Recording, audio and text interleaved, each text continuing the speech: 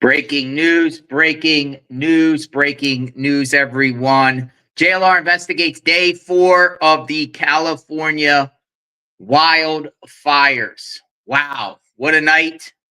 What a last 3 days going into day 4 now of this terrible tragedy, right? Terrible, terrible tragedy. We got a lot to talk about this morning in the chat. We got a suspect that has been arrested. Apparently, citizens have caught an individual with a blowtorch, possibly starting the Kenneth fire.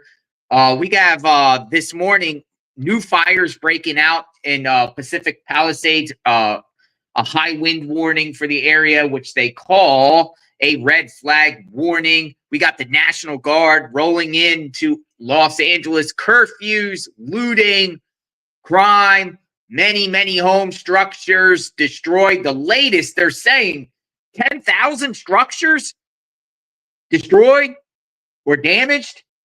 Combination of both. 10 people dead. Death toll continues to rise. Yesterday, we started out in the morning. It was 5. It went to 7. Now it's at 10. What's going on here? So they're claiming the Pacific Palisades fire is 6% contained. 6%. We finally have a percentage. The Eaton fire, which is another fire, there's a few major fires in the area. That is being still reported at 0% contained. Kenneth fire, which was a big fire that blew up yesterday, causing mass panic evacuations on 101. They're claiming that is 35% contained. Then you got the Hearst fire, which they claim is 37% contained. Come on in the chat. We're going to talk. We're going to have a conversation. Magnolia, come on in here so we can talk together and share the latest. Well, now, let me tell you something. We've been marathoning this for 3 days now. 12-hour live streams. And I looked this morning, and there's only Fox. Fox is the only one that's actually live streaming right now, the latest. Good morning, Magnolia. Good morning, everybody. Good morning. So it doesn't look like we're going to be on here all day long, but we wanted to give the latest updates. I don't know if there's going to be a 11 a.m. Eastern press conference like there was the last two mornings. Last 2 mornings, 8 a.m., officials would give an update of what's going on. Not sure if they're going to do that this morning. We'll wait and see. This is a shot. Sun, coming up this morning. It looks like a complete war zone. What's going on, Magnolia? Yeah, well, right now it seems like the fires, they're not totally out, but it seems like they do have a handle on them, at least for now. And I don't think that too many fires grew overnight, but right now it's a lot of people are returning to find their homes burned to the ground. A lot of celebrities have lost homes. So those are the stories coming out now. And then also the arson, there was an arsonist that citizens basically caught and took down. They did, I guess, a citizen's arrest. They found someone with a blowtorch. He was trying to start another fire.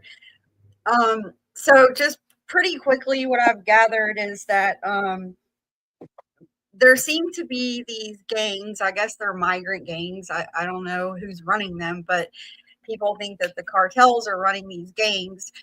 And the way they do it is they're starting these fires in random places all over the place. Like was the one last night, the Kenneth fire. So they're starting these brush fires in certain areas because they know there will be an evacuation order that goes out.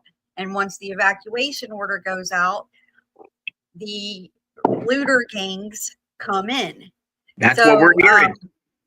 Yeah, because a lot of these areas, it's not that they're not all burning to the ground. In fact, in some of the cases, they're calling evacuation orders because a brush fire sparks off that could spread. But they're getting in there, they're taking these gangs in there. People said that They're riding scooters in there. I just read an article about there are these rental car companies, privately owned rental car companies that actually rent cars to these tourism burglary gangs that we've been talking about. We've been talking about those all over the country. Apparently, they get the vehicles they use from these private companies that don't require any type of verifications or anything like that. They're called burner cars. So there's these gangs going around that are taking advantage of the situation. It seems like they have quite an operation going on, because they've said, the witnesses have said that they've seen like hundreds of these people. And so there's been several arrests for arson, looting. It I told you last night, to me it seems like this fire, this whole situation, it's basically as if all of the bad policies in Los Angeles have all just exploded at once and the entire thing is collapsing.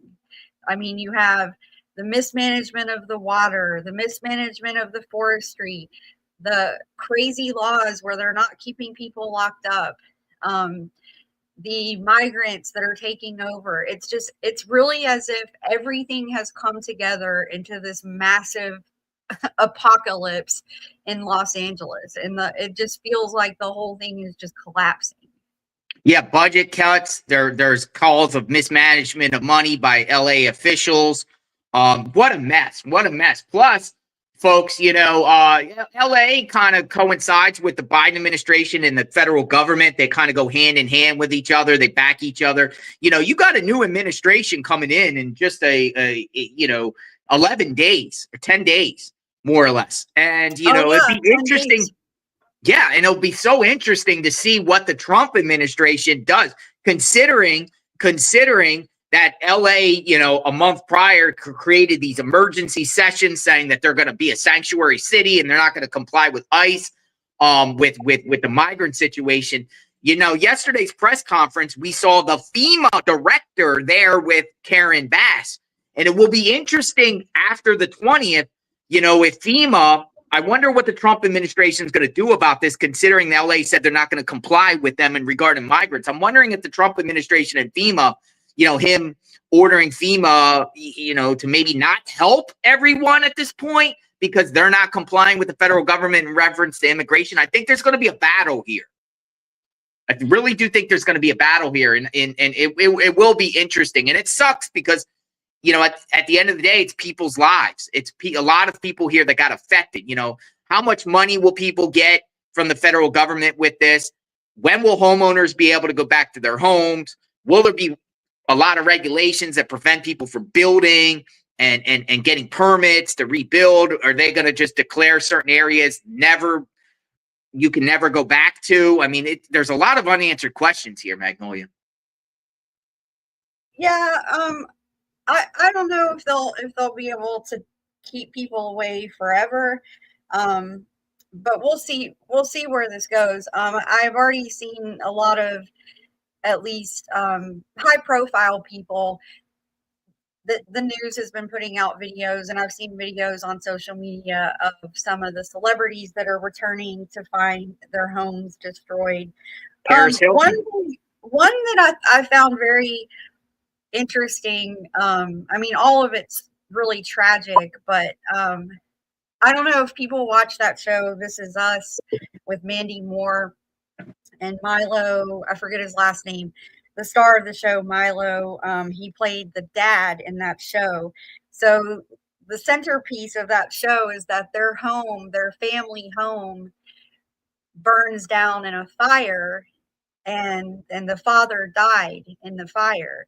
And it's just very interesting because that same character, that same actor who played that character literally just lived through in real life what they acted out on the show. It's very, very interesting. He has a wife, a pregnant wife actually, and they found their home burned to the ground. So it's very interesting that they had that they had to, act that out on a TV show, and then it happened to them in real life. So we're going to talk about this homeless man, apparently with a blowtorch, that got arrested. The Daily Mail says it's a homeless man. This is the Kenneth fire yesterday. He's around the scene, and citizens see this guy with a blowtorch in Woodland Hills, around 4:30 p.m. Now, we're going to play just a clip to kind of share what's going on with here, and then we'll further discuss about this guy. Who is this guy? Is he part of something bigger, or what's going on? Was he in the process of setting another fire? I mean, it's interesting to say the least. Yeah, I have a clip about the citizens actually taking this guy down. There's lots of clips.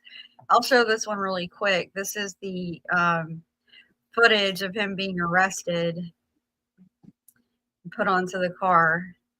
And people, that yellow thing that's on the top of the police car, that's a blowtorch. They said that's a blowtorch. I mean, what during the course of a fire, who's out there with a blowtorch? Yeah. I mean, the guy. See, here's the thing. Magnolia. With KTLA's Rick Chambers, who is live in Calabasas. Behind me, they are mopping it up at this point. The evacuation. Go ahead. No, I was going to say, going back to that guy, the original fire that started in Pacific Palisades, we actually found the origins of this fire, and we're going to talk about that. I'm not sure that the original fire was arson, but I think some of these subsequent fires that have been happening are arson. Yes. Particularly the Kenneth fire that we just that we're going to talk about. But yeah, let's play this clip and listen to about this. In the field with guy. KTLA's Rick Chambers, who is live in Calabasas with details on the Kenneth fire and some good news tonight. Rick.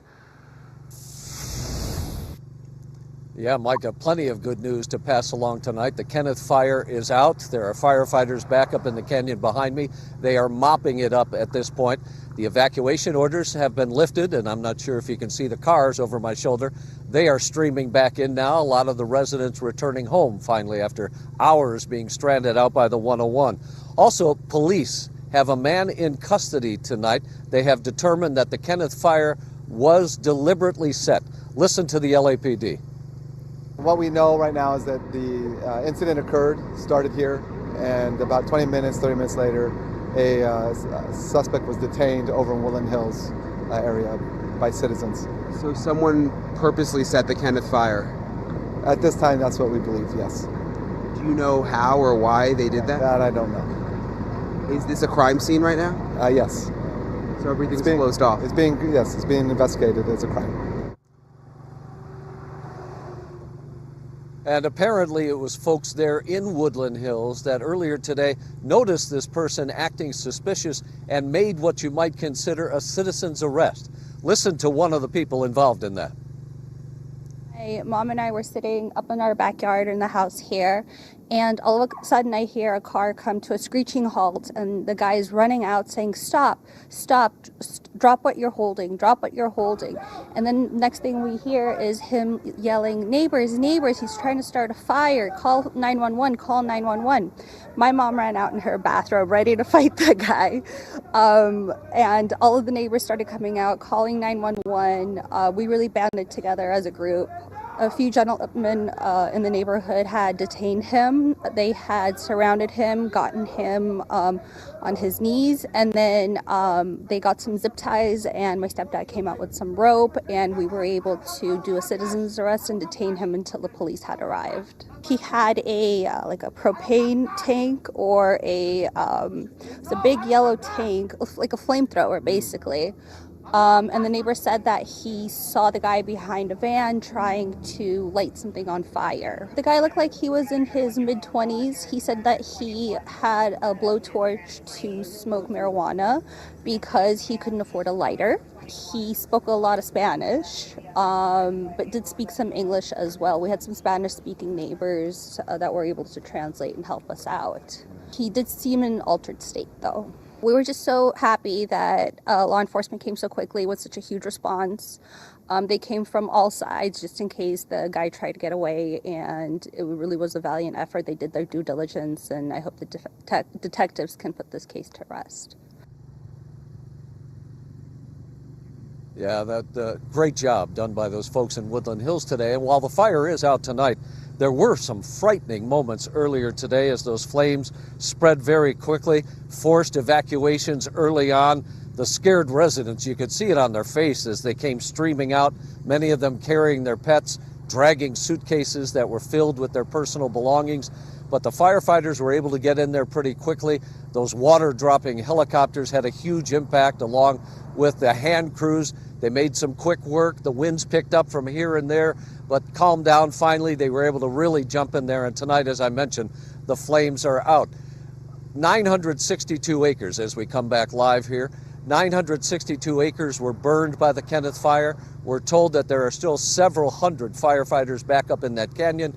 They'll be doing structure protection for the most part tonight, but also knocking down any hot spots that may pop up. We're guessing they'll be in there probably until the early morning hours tomorrow, but nothing but good news here in the Malibu Canyon area. The Kenneth fire is out and residents now returning home. I'm Rick Chambers. Guys, I'll throw it back to you in the studio. Blowtorch. Dude had a blowtorch. And what'd he say? He was smoking marijuana. He needed a blowtorch to smoke marijuana because he didn't have a lighter? Yeah. Are you kidding me? Yeah, All right. So, yeah, that's ridiculous. That's an excuse. But see, will they be able to actually, I mean, why isn't media putting this guy's name out there? Is there any way we could throw his photo on the right side of the screen? Why, if you can get that together, who is this guy? Who is this guy? And, you know, I'm sure they're interrogating him. Is he working with others? Is this just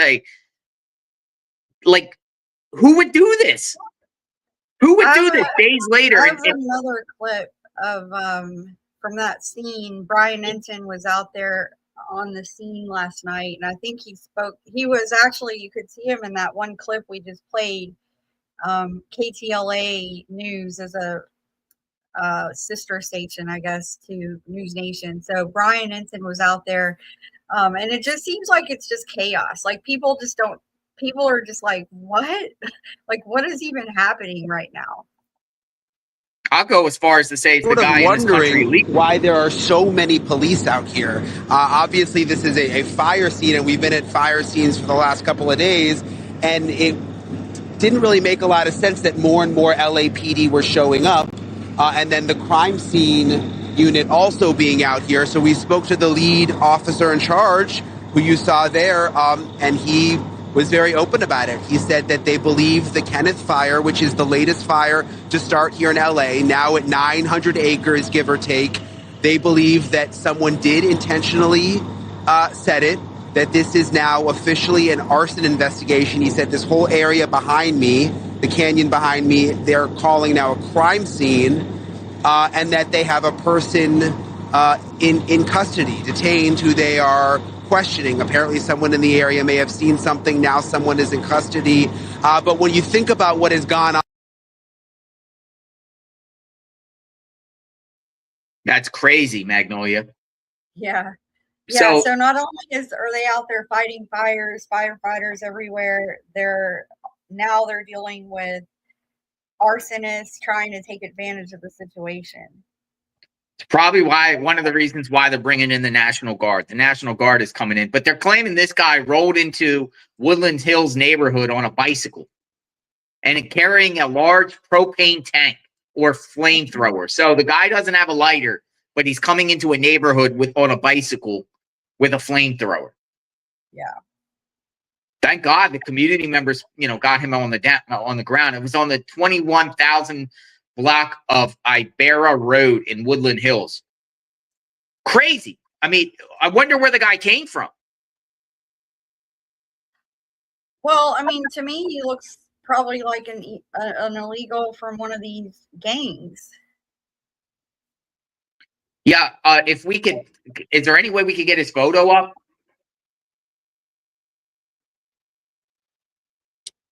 I'll have to get a picture.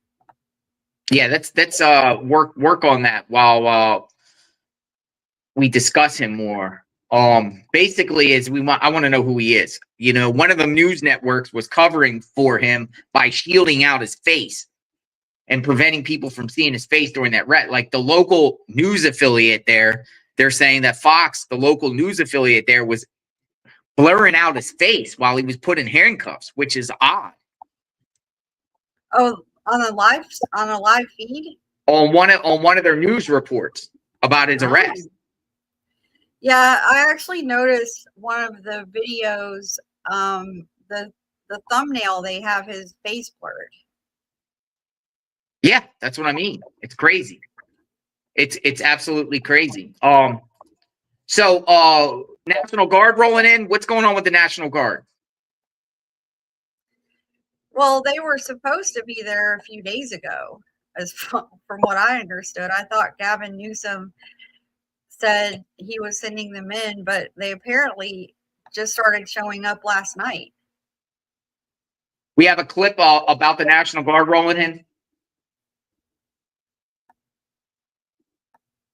Yeah.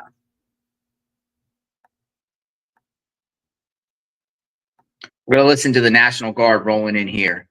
I actually tweeted out that I think they came into the Ontario airport. National Guard is joining deputies to target looters in the Eaton Fire evacuation zone. Yeah, Nicole Comstock has been talking with residents who say this is a whole other level of feeling violated. She joins us now live from Altadena. Nicole, you've seen deputies chasing down people who shouldn't be in these neighborhoods.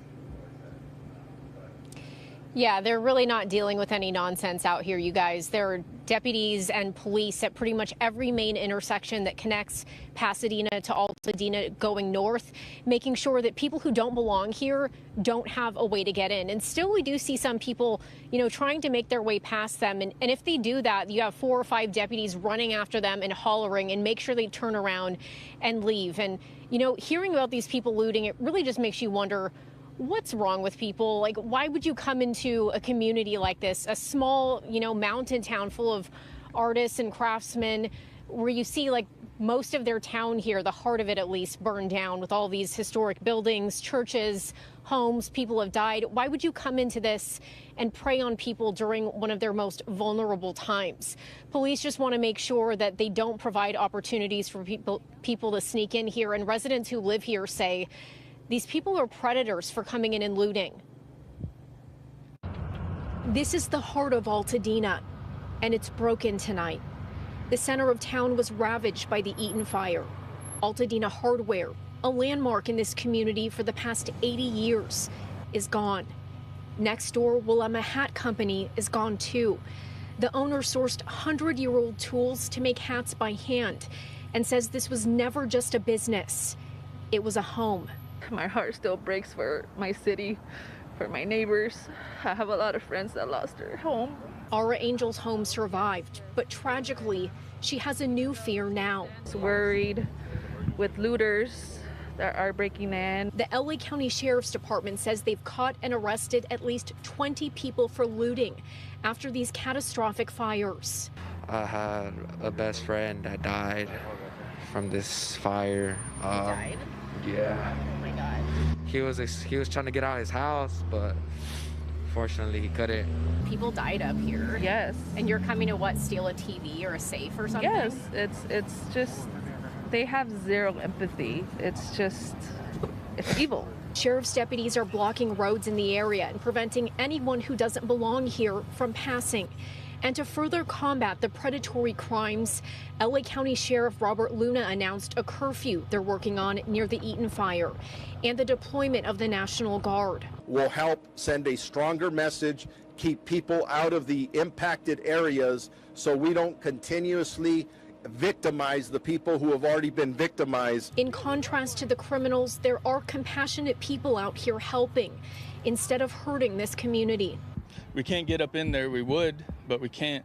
So we're just dropping it here. So a lot of those waters are from us, and we're giving burritos to the first responders too. Calvary Disaster came from Monrovia to comfort families in distress after everything around them crumbled.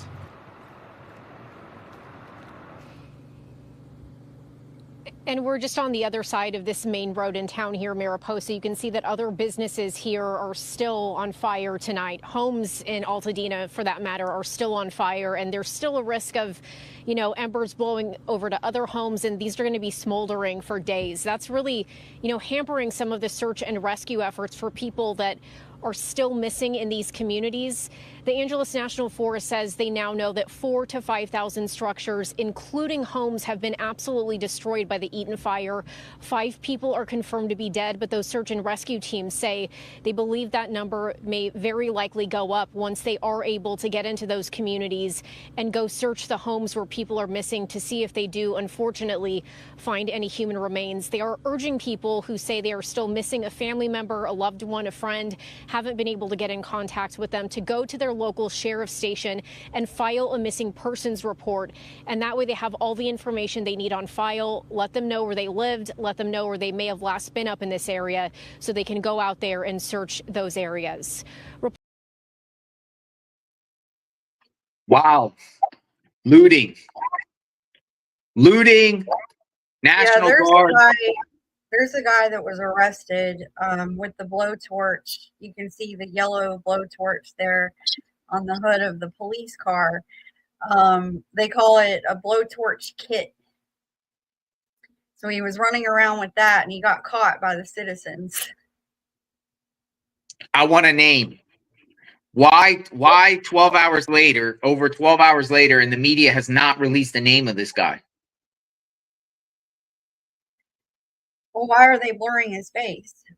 Well, this is a picture where they're not, but some media outlets are on his arrest. The arrest video. Yeah, the reason we have these videos is because citizens took videos and posted them online, and they went viral. But the media is literally blurring his face on their reports. Yeah. I'm gonna send you over this other photo, Magnolia, of him standing. If you had that one, a standing arrest photo, like him, like he's literally dressed suspiciously in this entire outfit here, where he's dressed in like literally like all black, like a t-shirt with like black armbands, along with shorts and some sort of black pants and black. He's just all in black. And to me, I'll be honest, I think it's someone in the country illegally. I think there's an illegal element to this.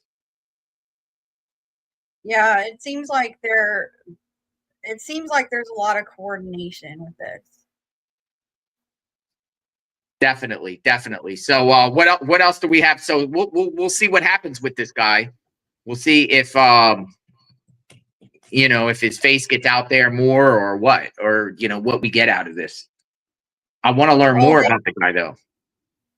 Well, they claim that they're going to prosecute to the fullest extent and all that. So we'll see if they actually do.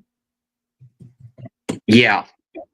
What else do we have? What else do we have going on here with this whole situation?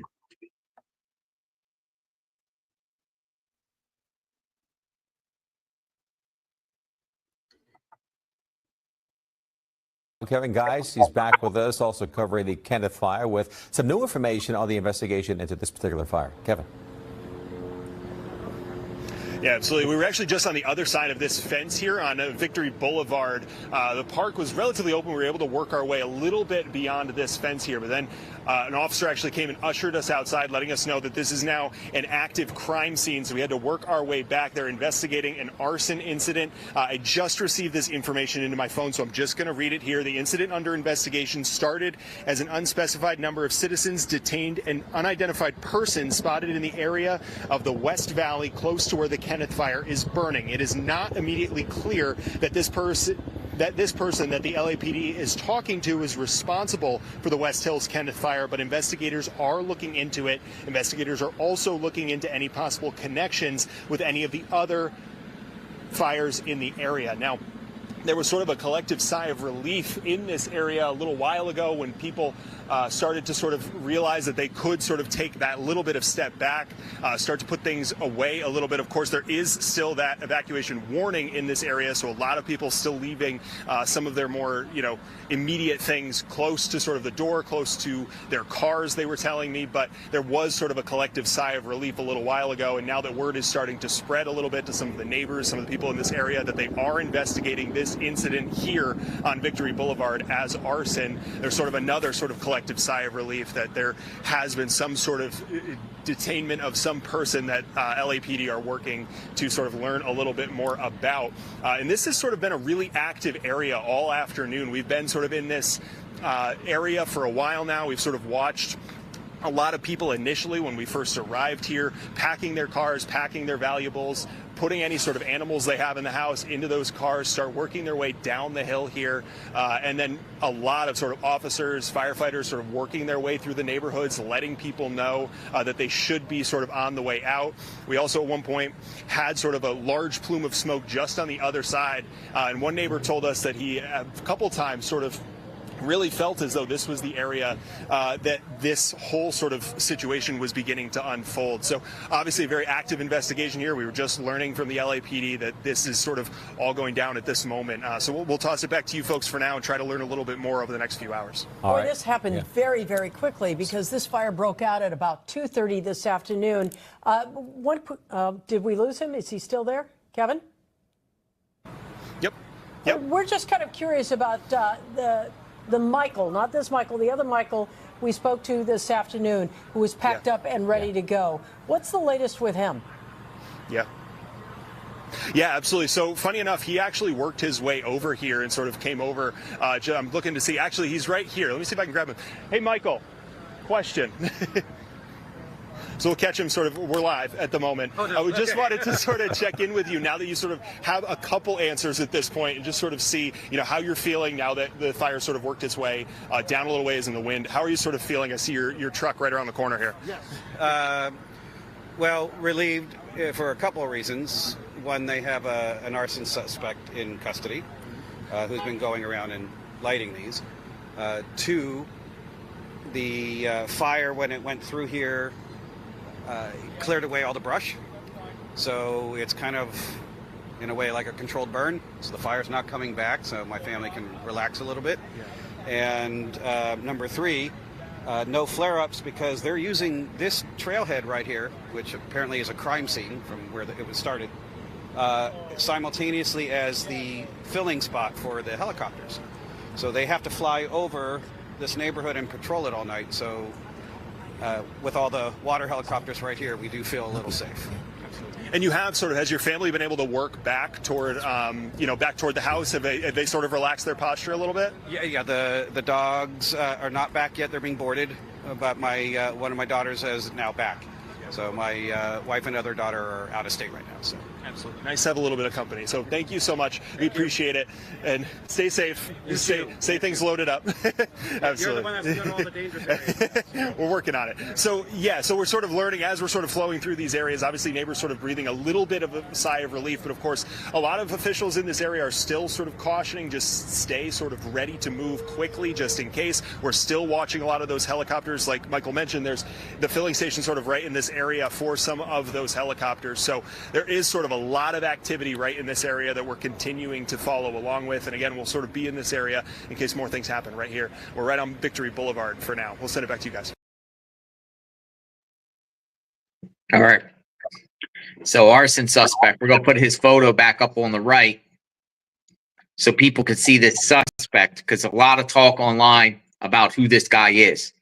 You might have to move the JLR logo. Yeah, there you go. Look what he was wearing, Magnolia. Mm-hmm. I mean, does that look suspicious or what to you? Like, that's as suspicious as you could be in my eyes. Yeah. There is some feeds out there that people are saying that this guy was caught with a bunch of cell phones on him and the United Nations prepaid debit card. That's what people are saying on Twitter. Yeah. Yeah, so it does sound like that he's, You know, he's running around. I don't think that he did this all on his own, or, you know, I think he's probably connected to a greater ring of suspects that are not just starting the fires, but also looting. I think a lot of this seems like it's going hand in hand. What if this guy is in the country illegally? Yeah. What happens with LA in that point? Like what happens if this guy ended up being in the country illegally that started a fire? Yeah. Well, you have to assume that he's here illegally. Otherwise, the media wouldn't be covering his face and protecting him. So yeah, the media was covering his face. Well, since they're doing that, I'll go ahead and assume he's here illegally, and they are running cover for these policies in LA, like I said, that all seem to be exploding at once. The whole thing is falling apart. Some people feel in the chat that he could be Middle Eastern. Yeah. What you know, I can't tell his nationality. I don't know. I don't know. I mean, we need more photos. The thing about it is, considering that this arson stuff and California wildfires is national news, and hundreds of thousands of people being evacuated, and they arrest someone 12 hours over. I mean, it's been 18 hours now, more or less. No mugshot, nothing on the suspect. Nobody's at it, no court arraignment for him. Nobody's putting his information out. No media is putting his name out there. No media's age, anything. I mean, this is a big deal here. Mm-hmm. This guy literally is accused of starting a fire in a very rich, affluent neighborhood. The Kardashians lived in that neighborhood where the Kenneth fire was. Yeah. Millions of dollar homes. And you got a guy here taken into custody, and no LAPD press conference, no sheriff press conference, no press conference to announce arrest of someone that is accused of arson, that literally had everyone on their edge of their seats yesterday while we're watching live, and they're fighting this fire, and thank God they put it out. But it was like really, I mean, I saw some structures burning outside of those like gated communities, but literally this fire made it all the way to like the pool of a major development. It was that close. And yeah, yet I have another clip about the same topic. So it seems like these guys that are going around doing these arsons are very brazen about it because they're being spotted by lots of citizens. It seems like they're just running around doing this. And there's another one they're talking about. It may be him, but they were talking about in the neighborhood, a bunch of people saw this. But, you know, this is happening when people are trying to leave. They're trying to evacuate. They're trying to make sure their family's safe. And then you got these clowns running around. It's not just the arsonists, but it's the looters too. Dude, it's pure evil. Getting my whole family out. All you have in your mind is just you're in survival mode at that point. I saw men coming into our neighborhoods. Police confirmed it. She had this to say. Take a listen. It was wild. We just started seeing all these cars pull up, doors open, and groups of men running up our street, going up to the doors of these houses. And we weren't sure what was going on. I'm thinking, are these people here to help my neighbors? I hope so. And I left, and then my husband talked to the police and said, what are those guys doing? These guys don't live here. Get them out. My next door neighbor said, his quote, there were like 100 people that came up on scooters and were trying to get into any and all houses on the street. And did you physically see police officers stopping them? I didn't, but it's not to say that they weren't. It was so incredibly chaotic, and I was so worried about my big family and getting them out of our old tinderbox of a house that I was just focused on them first. Yeah, so they're having to deal with evacuating their family, and next thing they know, there's people running into their neighborhoods. They think it's people coming to help, but it's actually people that want to do harm. Yeah, throw his photo back up. Well, I think the press conference has started. That's so played. I'm going to get that going. Yeah, we got a press conference update. What's going on? So we're gonna get that up and listen. It's a few minutes behind for us, but we want to hear what the latest is. As sun is coming up, it's a new day in the Los Angeles County area, Pacific Palisades, Malibu, coastline.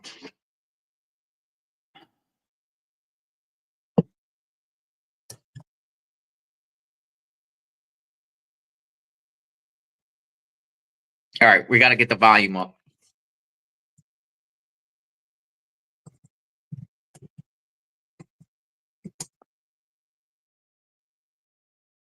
Sent out through the wireless emergency alert system across LA County. I can't express enough how sorry I am for this experience. First of all, I want to clarify, this is not human driven. There is no one sitting at a desk right now initiating emergency alerts. I want to restate that. Right now, as these alerts are being issued, they are not being activated or initiated by a person. This is my top priority. I am working all hands on deck with the Federal Emergency Management Agency's Integrated Public Alert and Warning Team. We have every technical specialist working to resolve this issue and to find the root cause. I implore everyone to not disable the messages on your phone. This is extremely frustrating, painful, and scary, but these alert tools have saved lives during this emergency. Not receiving an alert can be a consequence of life and death. As we continue to work on the root cause, I ask everyone that gets an alert to verify if they are in an evacuation warning or order to go to alertla.org, lacounty.gov/emergency, or dial 211 for assistance. The mapping is accurate on where evacuation warnings and orders exist. Again, this is my top priority. This is the top priority of my partners at the state and at FEMA with the public alert and warning tool to resolve this issue as quickly as possible and identify the root cause. Thank you.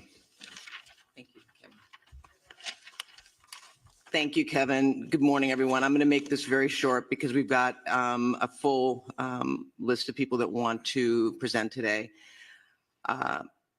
You're going to hear information from our insurance commissioner, Ricardo Lara. Thank you for being here, about how residents can get connected to insurance support to recover and rebuild. And I was up in the Altadena area last night, and the common question was, how do I navigate the insurance process, and will I be able to get insured again? And so I felt it was important for us to hear from our insurance commissioner, who's been very engaged on this issue. And then I just want to say to everyone, you know, I've been out and I've heard from my residents, and I think we've all had someone impacted by this fire. I keep saying it, you are not alone.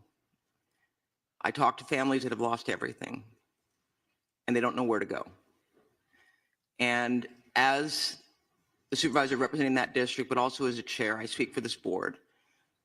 We are here to support you, and we will be here for the long road to rebuild. So with that, I'd like to turn it over to Mayor Bass to say a few words. Thank you, Chair Barger. All of us here are working urgently and around the clock to confront this ongoing firestorm.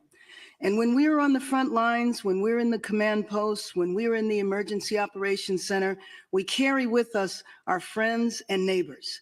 That is what this fight is all about.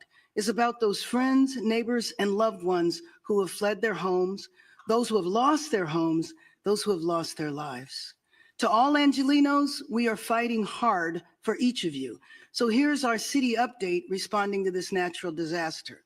LAFD battled all night on the Palisades fire, the Hearst fire, the Kenneth fire, and airdrop efforts, thank goodness, continue. LAFD also responded to and extinguished fires in Pacoima, Hollywood, Studio City, and more. I do want to let everyone know that Griffith Park, including Runyon Canyon, will be closed through Sunday. Yesterday, President Biden pledged his full support for response efforts, including FEMA reimbursement, 100% of our disaster response costs. FEMA also launched resources and support for Angelenos impacted by these fires. Visit disasterassistance.gov to apply. We have worked with the governor and Sheriff Luna to secure the National Guard, which will back up and free up our firefighters and police officers and play a key role in securing our evacuation zones to keep people safe and to protect against anyone thinking of taking advantage of this tragedy. People from across LA, the nation, and the world are asking how to help.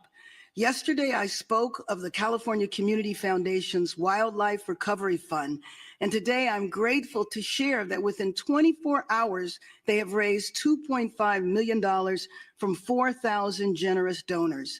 Visit calfund.org. I also mentioned that Airbnb has been working through the 211 online portal to provide free temporary housing. Now, the demand has been extremely high, and Airbnb has increased their commitment to providing emergency assistance for now 25,000 evacuees, first responders, and others impacted by the fires. Visit 211la.org to get connected. With so many homes and businesses lost, we are already putting plans in place to make sure that we aggressively rebuild. My office is leading the city effort to clear the way. Red tape, bureaucracy, all of it must go. This will be an enormous undertaking, but we will be ready for it because we will not rely on the old way of doing things. For this recovery, we will have, like we have done in other areas, we shake up the system and move forward with new strategies and policies. I don't believe that there is anything that Angelenos cannot do if we stand together. Thank you. Now I'd like to introduce LA County's 3rd District Supervisor, Lindsay Horvath. Good morning. I want to first start by thanking our first responders who were focused in the Topanga region yesterday and responded swiftly to the Kenneth fire. Incredible action from firefighters who are giving multiple fires absolutely everything they've got. Initial reports led our department to serious concerns, but we have the absolute best, most experienced teams leading our efforts, and even with the most challenging circumstances and terrain, they have been able to deliver. Next, I want to express my deep frustration with the alert system that is causing confusion and additional panic for our communities at this time of extreme crisis. Whatever the cause, it is unacceptable, and it is being addressed now by the county's Office of Emergency Management, as Director McGowan described. We'll be investigating what happened, how, and why at every level in our exhaustive after-action process to ensure it is corrected. There is a reason why we have redundancies in our communication system. Crises require them. Please sign up for alertla.org, visit emergency.lacounty.gov, and tune into local radio and TV. Our LA media partners have done an incredible job getting the word out, and it's why we hold these press briefings. In terms of overnight updates in the communities I represent, We had a small brush fire of under 5 acres in Pacoima that the fire department knocked out quickly, and we thank them for their bravery and their swift action. The fires continue to have air quality impacts throughout the Los Angeles County region. A smoke advisory has been extended through Friday. To limit exposure, please remain indoors as much as possible, avoid outdoor physical activity, and run your air conditioner or air purifier if you have one. The Department of Public Health's Chief Deputy, Dr. Anish Mahajan, is here and can help answer questions about air quality. The strength and resolve of Los Angeles County residents, as well as our extraordinary first responders from every level of government, as well as our private citizens from across the country and right here in our own county, will be the way we get through this unimaginable tragedy. Thank you. I'd now like to welcome up LA County Fire Chief Anthony Maroney. Thank you, Supervisor. So good morning. The Eaton Fire, current estimated acreage, 13,956 acres with 3% containment. We still have 4,000 to 5,000 structures that may be damaged or destroyed. Once we do our damage inspection reports, we'll get a more accurate number for you. We currently have 1,527 firefighting personnel remaining assigned to this incident. The LA County Fire Department is in unified command with the U.S. Forest Service, the LA County Sheriffs, along with the Pasadena, Arcadia, Sierra Madre Fire Departments, and the Pasadena Police Department. Yesterday afternoon, the fire in the Eaton Canyon did make a push towards historic Mount Wilson. This observatory is okay, thanks to the efforts of the firefighters and observatory staff, and no buildings have been destroyed at Mount Wilson. A firefighter did suffer a significant fall injury yesterday at the Eaton fire. He remains hospitalized. He's resting comfortably, and he's in stable condition and expected to make a full recovery. The cause of the fire remains unknown, and we will advise the media once we get the cause determined. We are appreciative to our many mutual aid partners from out of state for providing assistance to Los Angeles County in our time of need. Thanks to the increased number of resources assigned, the region is in a much better posture than we were earlier this week. And I have been advised that mutual aid resources from Canada are arriving now. The National Weather Service predicts that the red flag will continue through Friday or continue today through 6 p.m. However, our priority is also going to be to prepare for the next red flag event that is predicted to begin on Monday. I would also like to provide a brief update on the Kenneth fire that erupted yesterday near the Victory Trailhead at the border of Ventura and Los Angeles counties. Thanks to the quick action of first responders and aerial assets, the fire has been stopped. It's currently at 1,000 acres. We have 35% containment, and no structures are reported damaged or destroyed. One important topic I want to talk about is that we did have a drone incursion yesterday at the Palisades fire. Unknown exactly what time this small drone hit the wing of our CL-415 Super Scooper aircraft that we currently have on contract from the province of Quebec. The pilots were unaware that they hit the drone.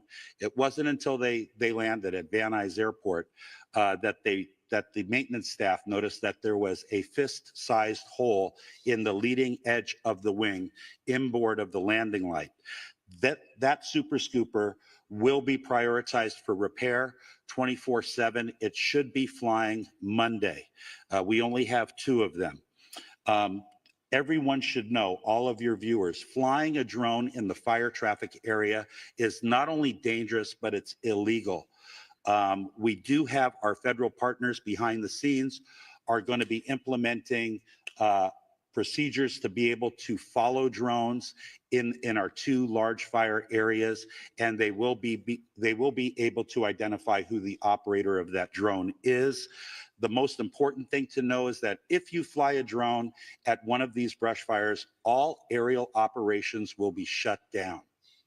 And we certainly don't want to have that happen. Before I close, I would like to thank Supervisor Barger and Horvath for their unwavering support and leadership. I would also like to acknowledge the tireless efforts of first responders who who continue to place themselves in harm's way to protect our residents and property. Thank you. I would now like to bring up Fire Chief Kristen Crowley of the Los Angeles City Fire Department. Thank you, Chief Maroney. So I'll just be providing a brief update of the overnight operations of our fires. So Palisades fires.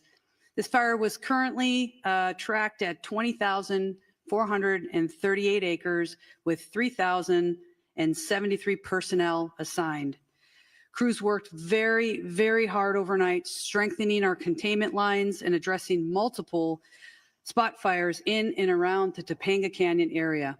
Resources responded to the area included our air assets to aid in the containment efforts. Due to the favorable overnight weather conditions and the diligent, and I'll focus on the diligent work and effort and commitment of our first responders, we can report that the Palisades fire is now 8% contained. Wind gusts are expected to increase in daylight hours that will test our containment lines. Our firefighters will continue to respond to any flare-ups and increase our containment lines. Evacuation orders remain in place. The Hearst fire, due to more accurate mapping and acreage, has been updated to 771 acres with 37% containment. All evacuation orders and warnings have been lifted. The Kenneth fire, forward progress has been stopped with 35% containment at 1,000 acres. All evacuation orders and warnings within Los Angeles City have been lifted. I personally want to make sure that we thank and show our deepest gratitude to all of our Los Angeles City firefighters and all of our partners as we've been battling these fires for now. We're going into day 4. Thank you to LAPD for assisting us in keeping our communities safe. And lastly, thank you to all of the agencies who have come to aid during this time of help, and it absolutely does not go unnoticed. Thank you. Yeah, now Sheriff Robert Luna. Thank you, Sheriff. Good morning to everybody. This morning, we have well over 500 LA County deputies that are assisting continuous with evacuations, traffic control, security patrols, and other humanitarian efforts. They're out there. I hear people calling me. They see a lot of black and white police cars rolling with lights and siren. They're out there working. That's what they're doing.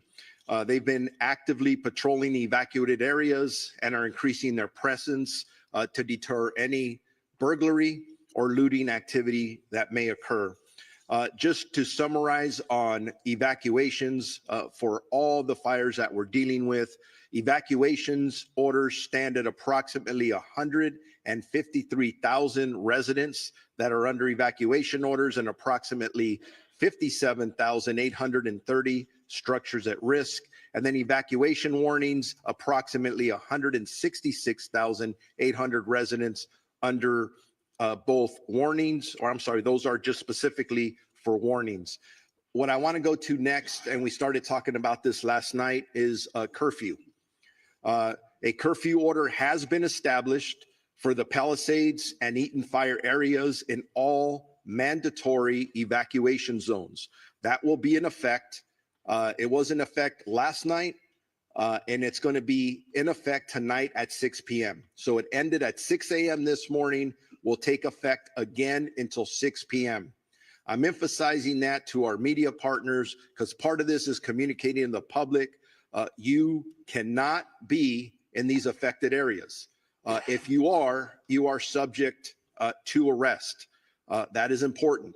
We're not doing this to inconvenience anybody. We're doing it to protect the structures, the houses that people have left because we ordered them to leave, and I want them to feel confident that we are doing everything we can to secure that. This curfew will be strictly enforced and is being taken to enhance public safety, protect property, and prevent any burglaries or looting in the area that the residents have evacuated. The only people that will be allowed in these areas are disaster workers, okay? I just want to make that clear because we have other people trying to get in there. And by the way, media partners who have legitimate media credentials, yes, you may enter those areas unless it's very, very unsafe and somebody tells you not to for that reason.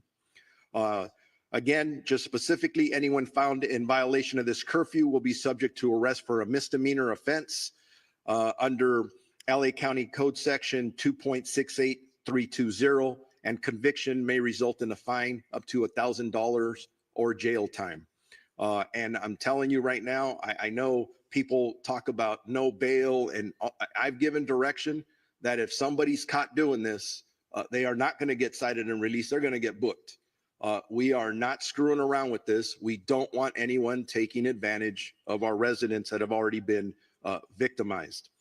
The National Guard deployment. As many of you are aware, we asked for the National Guard. I'm very thankful to Governor Newsom and the State Office of Emergency Services that fulfilled that request.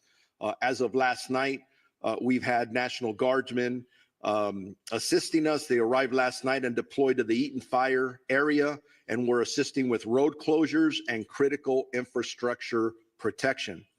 As additional Guard personnel arrive, and they will be in the next 12 to 24 hours, the Sheriff's Department will strategically coordinate their deployment with other partners, such as the Los Angeles Police Department, Pasadena Police Department, Santa Monica Police Department, Azusa, and Arcadia. Those are the requests we have now. That may grow. We'll adjust as time goes on.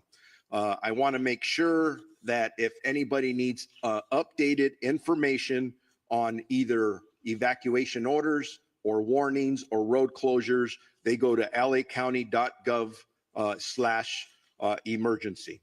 And with that, I am going to be introducing Assistant Chief Dominic Choi from the Los Angeles Police Department. All right. Good morning. On behalf of the Los Angeles Police Department, I just want to extend our deepest sympathies to all those affected by our fires. And that includes many of our own LAPD officers who've lost homes and property in this fire. And they continue to serve these communities. And I appreciate all their work. I have a number of important updates for all of you today. And I'm going to start by an arrest that was made late yesterday afternoon. So yesterday afternoon, the Kenneth fire started at the border of West Hills and the city of Los Angeles and Ventura County. At 4:32 p.m., we received a 911 call that a suspect was attempting to light a fire in the community of Woodland Hills and was being detained by residents. Officers from LAPD's Topanga area responded and took that suspect into custody. And once we learned that this suspect was a possible, our Major Crimes Division responded to Topanga Division along with Ventura County sheriffs, who was the lead in the Kenneth fire investigation. But they responded, they interviewed this suspect. After the interview and additional investigative steps, looking at some additional evidence that was present, they made the determination that there was not enough probable cause to arrest this person on arson or suspicion of arson. And therefore, this person was arrested on a felony probation violation. This investigation is ongoing, however, and I'd like to thank those community members that were involved in this and helping us bring this person to our attention, and so we can have an ongoing investigation.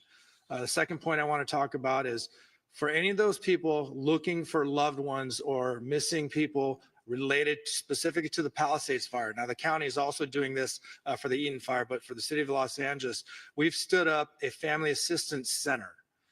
This center is located at Chevy Hills Recreation Center, and it's at 2551 Motor Avenue.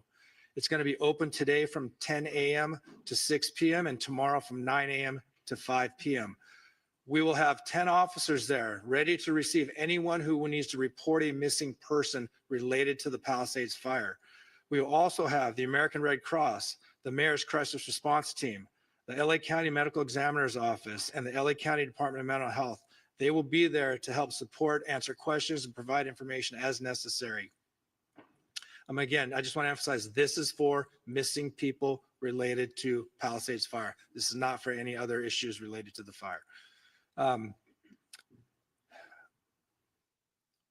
LAPD and our law enforcement partners are actively maintaining law and order in the areas impacted by the fires. We're patrolling these areas to deter criminal activity and to continue to ensure public safety. Today, we're deploying 210 officers in these impacted areas. This deployment includes our partners from LA Port PD and LAWA PD, and I'm thankful for their support. Again, Protecting our homes, businesses in evacuated and vulnerable zones are our priority, and we will continue to ensure that no one takes advantage of these situations. You've heard this message before, but I'm going to say it again because it's so important and so critical. Looting has zero tolerance. Looting or exploiting in the disaster areas will not be tolerated. Anybody caught looting or committing crimes in the affected areas will be arrested and prosecuted to the fullest extent of the law. We'll remain vigilant and patrol these areas and ensure that we can mitigate any activity like this. And again, if you haven't already done so, you will start seeing in the city of Los Angeles, the National Guard being deployed at the Palisades fire. Their role is going to be traffic control, managing roadways to ensure access to affected areas is restricted to authorized personnel only. They're going to be manning critical infrastructure security, as well as doing checkpoints and verifying credentials for those for ingress and egress. And lastly, these measures controlling access, they are necessary. I just want the communities to know they are necessary for public safety and for proper community recovery. They are inconvenience, but it's something that we have to do. Residents are encouraged to call 911 if they see any suspicious activity. Law enforcement, National Guard, and other first responders are here to support this community and ensure their safety in a difficult time. Our commitment remains steadfast to restoring safety and normalcy as quickly as possible. Your cooperation and resilience from the community are greatly appreciated. Thank you. And at this time, I'd like to introduce Los Angeles County District Attorney Nathan Hochman. Thank you and good morning. The District Attorney's Office will be considering up to now 5 different types of cases that will eventually be presented from law enforcement. Let's start with arson. If it is determined that there is a man-made and intentional setting of any of the fires involved in this situation, the people who committed this arson will be arrested, they will be prosecuted, and they will be punished to the full extent of the law.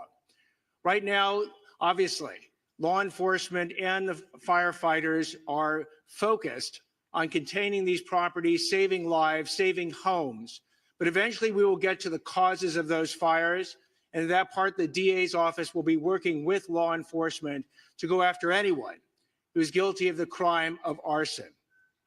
Second types of crimes. If people are going to violate this curfew restriction and they get arrested, they will be prosecuted.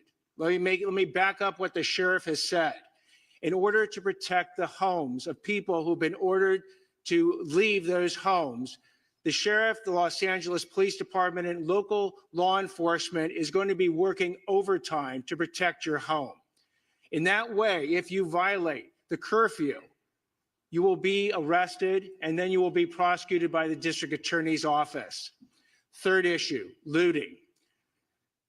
Looting is a despicable crime.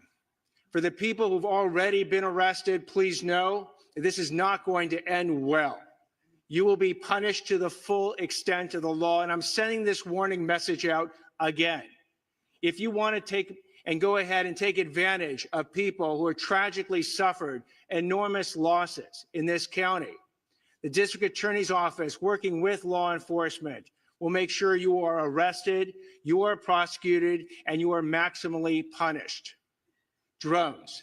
If you're thinking that it's fun to send a drone up in the area for your own amusement, or you want to get information that nobody else can get, and you do it in one of these areas that for which drones are not permitted, I'll repeat one more time. You will be arrested, you will be prosecuted, and you will be punished to the full extent of the law. And the last type of crime that we'll be looking at are scams, and we're already seeing them. We're seeing people being targeted in GoFundMe scams by people who are trying to entice people to give money to people who have suffered when the people who are arranging this GoFundMe page are nothing but scammers. You must be aware of who you are being approached by and who you actually can go ahead and give your money to if you want to help them. We're going to see that eventually with insurance scams. We'll see it with government benefit scams. And yes, they are going to target the people who have been tragically affected, and you cannot allow them to do it. I would suggest that if you want internet resources and who to give money to, go to recovery.lacounty.gov. It has a whole list of organizations that you can, if you want to, contribute to, and it does it in both English and Spanish. Also, you can go to the LAFD.gov's website as well. But my message to the public is beware. These scammers look at this as an opportunity. Do not let them take advantage of you. And one more message to the scammers: you will be arrested, you will be prosecuted, and you will be punished to the maximum extent possible. I'd like now to introduce California Insurance Commissioner Ricardo Lara. Thank you. Before I begin, I want to publicly thank the insurance commissioners from across the nation and the international insurance supervisors who have offered assistance and support during this difficult time. My heart goes out to my fellow Angelinos and to the firefighters currently battling these blazes. Let me be clear, my top priority is to protect all affected people during this crisis and assist in their insurance recovery. My primary concern at this very moment is to ensure that wildfire survivors receive the insurance benefits to which they are entitled to as soon as possible. I understand that this may be new and the extent of the calamity here in Southern California, and compounded by the insurance and financial stresses that these wildfires have caused.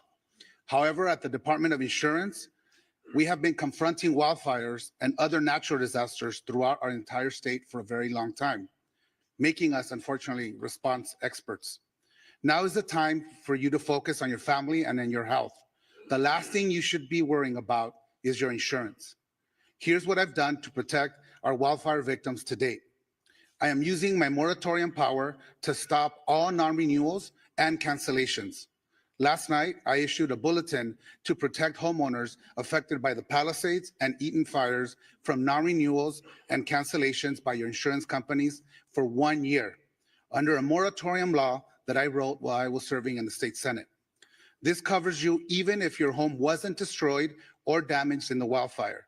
You can visit insurance.ca.gov to look up your zip code if you are near these wildfires and obtain that protection. I'm also calling on insurance companies to suspend any pending non-renewals and cancellations that homeowners received before these fires started.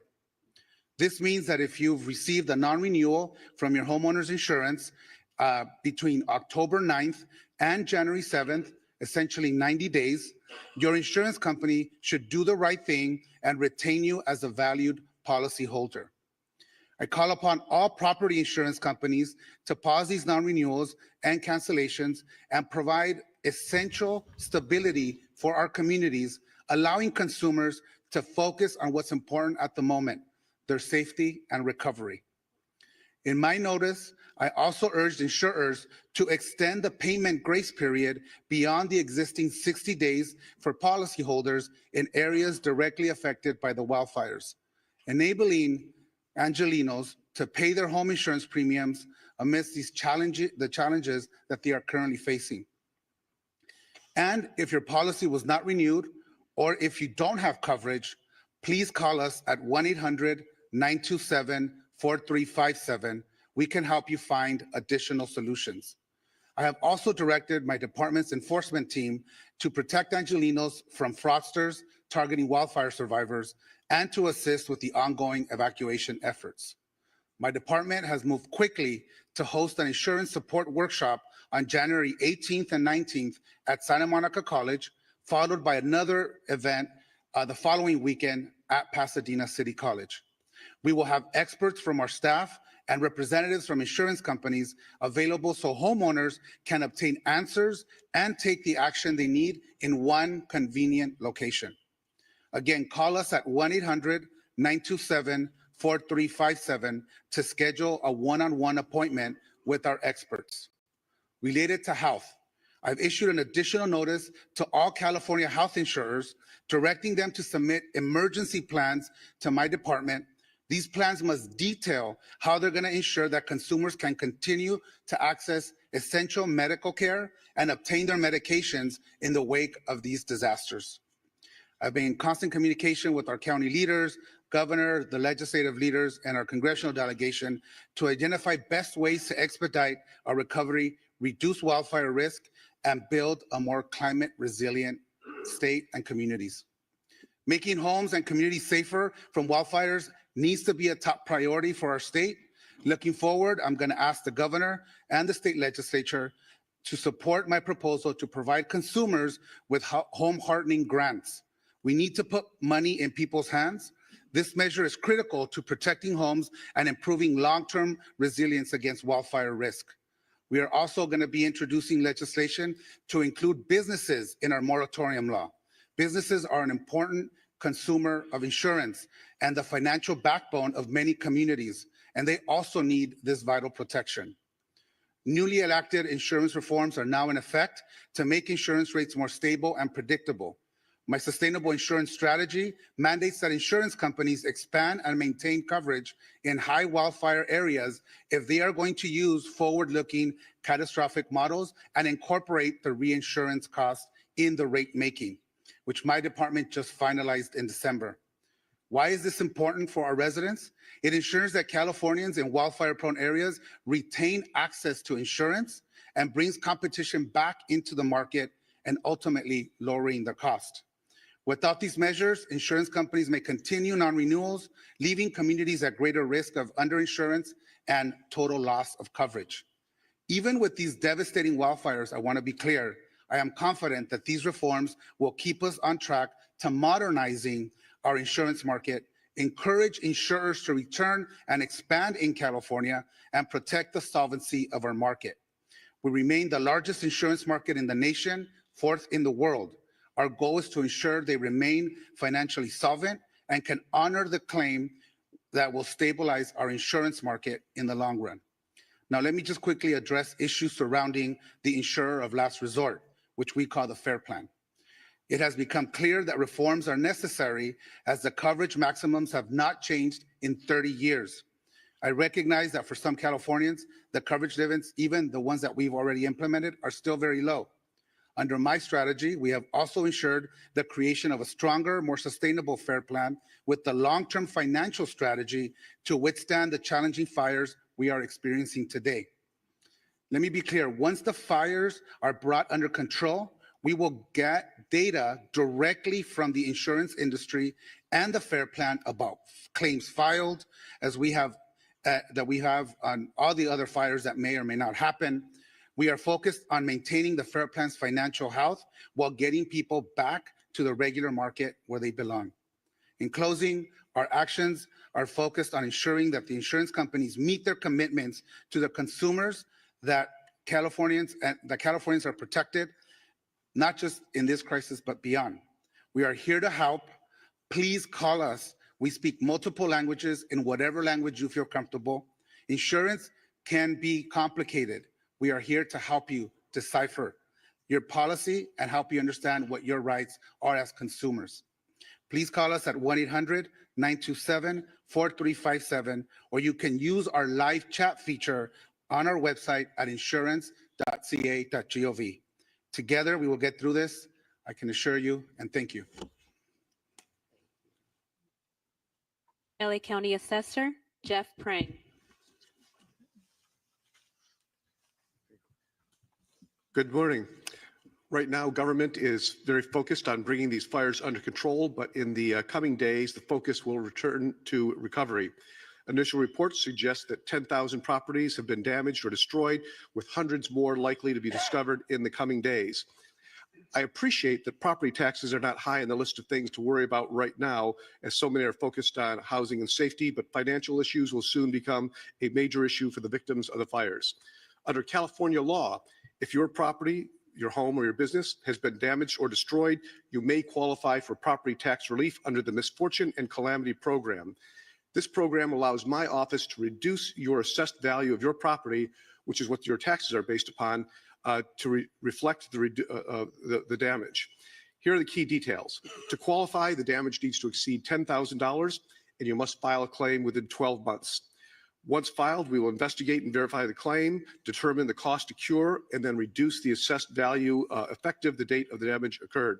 The reduction remains in place until the property is repaired, rebuilt, or undergoes a change in ownership. It does seem clear that we may need legislative help to ensure maximum benefits to victims. And I'm glad some legislators are here today. We look forward to talking to them about making some of those fixes. The filing of this claim also facilitates coordination with the Treasurer Tax Collector's Office, allowing taxpayers who pay property taxes directly, that is not through an impound account with their mortgage lender, to defer their current year property taxes without incurring penalties or interest. We're working closely with our county partners to identify impacted properties and will assist homeowners and businesses through every step of this process. For all claims, we aim to do that, process them as quickly as possible. Once the tax roll is updated, the auditor controller will recalculate the taxes. If you're due a refund, it will be issued, or if taxes remain owed, an adjusted bill with new due dates will be sent. My staff, who's here, has handouts with a lot of the information, these programs detailed. I did want to also emphasize that you should not pay anybody to access these services. My office provides them all for free, and we can be reached at assessor.lacounty.gov or at 213-974-3211. Thank you. Thank you. U.S. Fire Administrator, Dr. Lori Moore Merrill. Good morning. Thank you. FEMA and the U.S. Fire Administration remains on the ground to support the response and recovery efforts here for these fires. And I just want to have a reminder, as the mayor said, President Biden, through a major disaster declaration, has committed to cover cost associated with these fires at 100% for 180 days. For those who are affected and individual assistance, you can go to disasterassistance.gov, or if you prefer, to call someone, speak to someone directly. It is 1-800-621-3362. Our hearts remain with those who are affected, and certainly with the firefighters who continue the fight on the front lines. Helen, I'll turn it back to you. Closing remarks by Chair Barker. Thank you. In closing, I just have to say that this is called One Voice, and it's One Voice because while it's focused on unincorporated Altadena and I know Palisades and Pasadena, we're working with our state and our federal partners to ensure that we are providing all the resources necessary. So I want to acknowledge people that are here today. Supervisor Holly Mitchell, our colleague who's here to support us, Pasadena Mayor Victor Gordo, Santa Monica Mayor Lana Negrete, Assembly Member Jess Gabriel, and Assembly Member Jessica Caloza, who are here. Did I miss anybody? I think that's... So again, I want to thank you all. And with that, we're going to take maybe one question because I know we've got to run out to Altadena, but go ahead. Okay, why don't we go? Can we just, Supervisor, I'm so sorry. We'll just get a couple over here. 2 or 3. We'll do, by the way, we will do one-on-one interviews afterwards, okay? I will help you get the information you need. Go ahead. Thank you. My question is for Mayor Bass. Jonathan Migliotti with CBS News. Yesterday, you asked for the public's patience as you assess the response. As you well know, then millions of people receive false alarms. It's been acknowledged here in this room that many may now be deactivating their alerts on their phones. I have heard from many people who are ignoring them altogether. We have red flag warnings still in effect. They will resume again next week. There is no rain in the forecast. What are you doing at this point to earn back people's trust and to make sure these mistakes don't happen again? Well, first of all, I think that was addressed at the beginning of the press conference by Kevin McGowan. I would like that from you. I don't, you're the top official here. So let me just be clear. I am going to spend every moment that I can making sure that I am in as many areas as possible, meeting and talking to residents to see what is needed in the recovery. But I also mentioned that we're moving into recovery mode at the same time, meaning that we want to see the city rebuilt. We want to see Los Angeles come together. Let me finish. We want to see Los Angeles come together.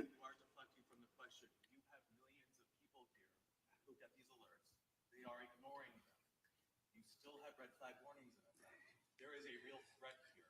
What is your message to your constituents who are losing faith?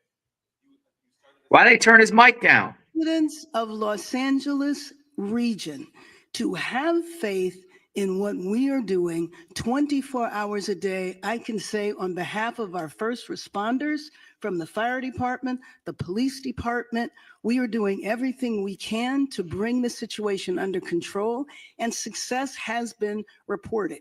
We know that we're going to have a possible increase in the force of the winds at the beginning of next week, and getting Los Angeles prepared, doing everything we can to save lives. That is our number one job, to protect people's homes, to protect people's businesses, and to prepare to rebuild Los Angeles in a much better way. We're going to stand united. We're going to stand together, and we are not going to allow politics to interfere, and we're not going to allow people to divide us for political gain. Thank you. Thank you, Mary Beth. One over here. Bob DeCastro from Good Day LA, Fox 11. Just to follow up on that, because even after yesterday, that errant message was sent out to Los Angeles County's some 10 million people. Overnight, people were still receiving many messages, and we were even fielding calls from our own newsroom from people as far as San Bernardino that were receiving calls. You have no idea why people are getting these alerts and being startled in the middle of the night when they're already on edge in the Inland Empire. Why has that happened? You have no idea. And you also ask that people verify and get onto a website. Not everybody has the ability to jump on a website when they're panicked to try and figure out whether or not this is an actual alert. Thank you, and I appreciate the thoughts you're sharing and the question. I would take a second to explain how the alert system works. There's an interface, and you activate that interface with what type of an alert you're going to send: an evacuation order, an evacuation warning, and you identify a geographical area. After you initiate that message package is sent into what is the Integrated Public and Alert Warning System aggregator. That then transitions, I'll call it for lack of better terms, into a cloud that connects with all of our cell service providers. The root cause analysis is trying to establish where along that sequence there is an error going on. And in addition to that, it is important to understand that the cellular phone towers have different reach in how they're activating the message to the cell phone. And so it's a common phenomenon that there's a term called bleed over, where a cell phone that may be in a different jurisdiction or a different area is receiving that message from a cellular tower that may be geographically in a different space. So right now, our number one priority is to establish how we can work with in coordination with our federal and state partners, how we can stop the messages that are going out right now that are not being initiated by a human action, to stop that, and then understand how that occurred so that the tool can still be used for what was identified as like a critical fire weather that we're still in experiencing and will continue to experience. So can I just follow up on that? The bottom line is we are going to drill down, because I too got the alert. I got 2 alerts, and then I got an alert telling me to disregard the alerts. And, you know, as someone who has communities that are on edge, that are lined up, and I'm sure Mayor Gordo has the same situation going on as well. They're on pins and needles thinking that they're next.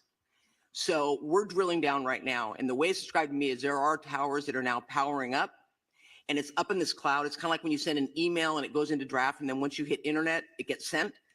Similar, but my question is, why can't we turn it off? And the answers we're getting are not satisfying. I'm not making any excuses. It's unacceptable. And it is frustrating, because we are asking people to trust us, to believe us when we say evacuate. So if we're going to tell them to evacuate, we better make darn sure we're targeting the right people. So don't think we're taking this lightly. I'm not. And I know that my residents aren't. So I hear you loud and clear. The frustration you're hearing from me is based on the frustration I'm hearing as well from my constituents who are asking, when we get it, is it going to be legitimate? Should we listen or should we ignore or disable altogether?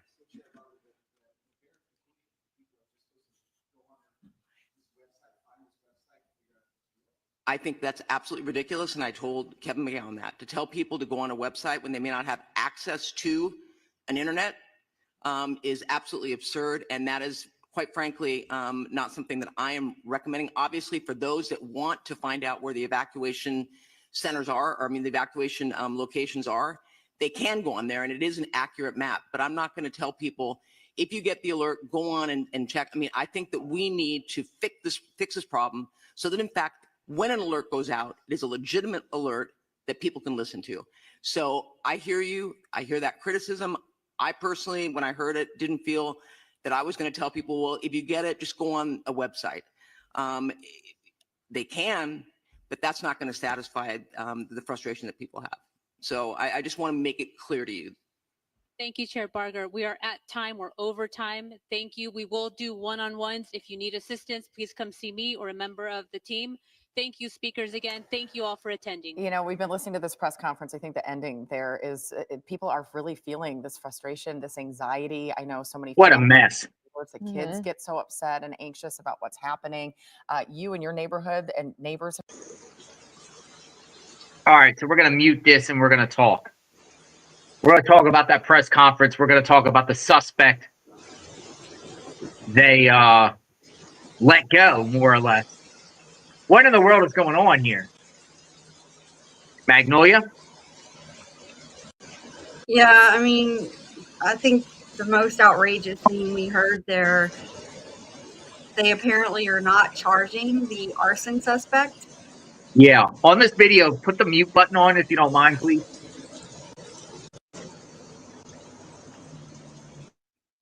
There you go. Thank you.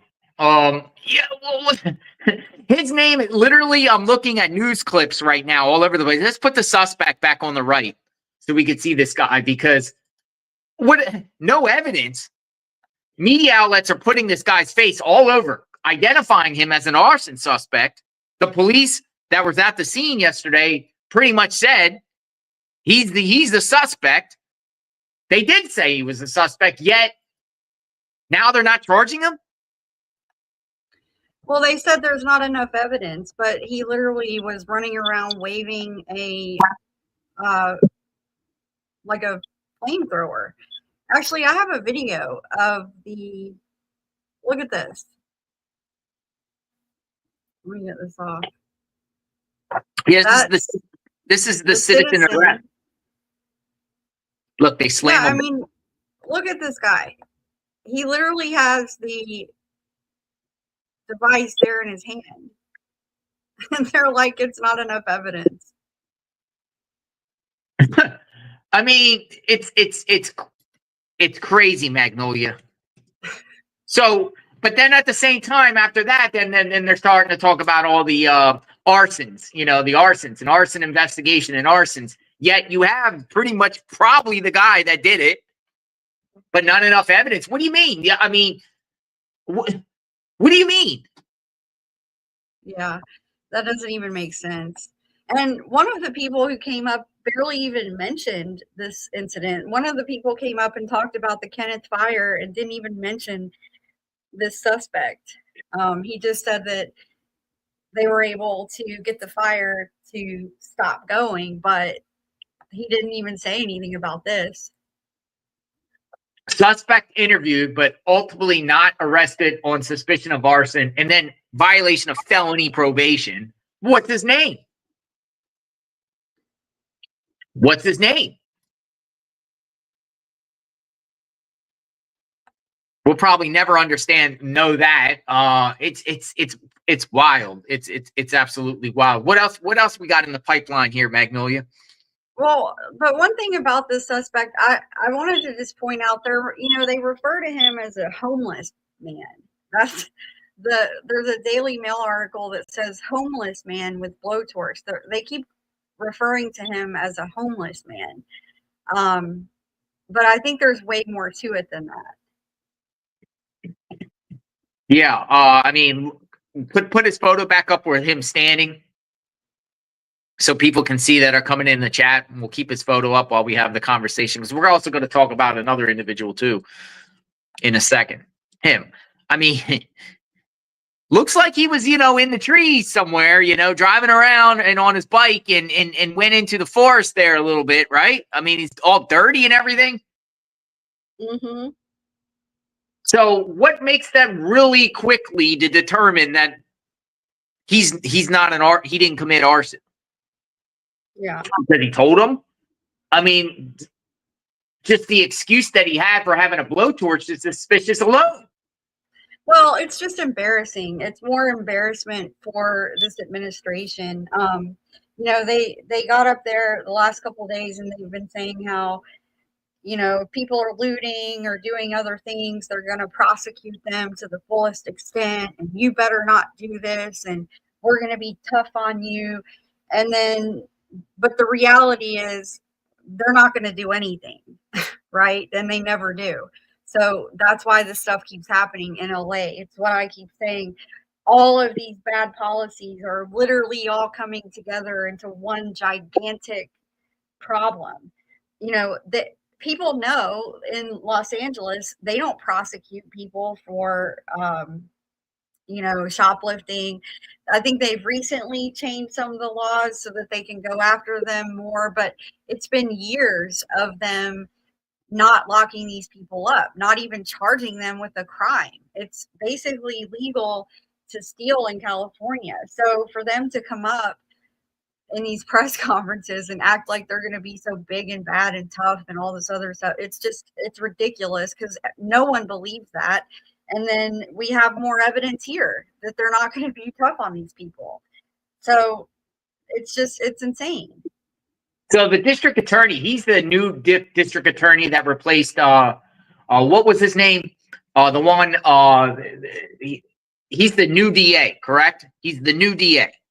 Yeah. What was the other guy? Gascon, right? Gascon. Yeah, he's on the way out. So or he's already out. But yeah, there's a new DA. So we'll see what he gets up to. One thing I noticed in the press conference, and I noticed a little bit yesterday, they keep bringing up the insurance companies, and a lot of people have anger about the insurance companies these days, as we know. But I just think it's very interesting that they don't mention the fact that their own policies, yet again, are the reason a lot of these companies canceled homeowners policies recently. They are insurance companies use certain models, certain technology, different things to predict risk and what's coming. So one thing that was predicted, everyone knew that these winds were coming, the Santa Ana winds, all of this was happening. The insurance companies in California are not allowed to just raise premiums to mitigate risk because of California policies. They make it very difficult for an insurance company, if they see a risk coming, like Santa Ana winds, fire risk, if they start to see these risks and they know it's imminent, what they're going to do is they're going to want to raise premiums for people so that they can be covered, and they can make sure that they're able to cover the losses. But in California, they're not allowed to do that. So the policies make it very difficult for them to change anything.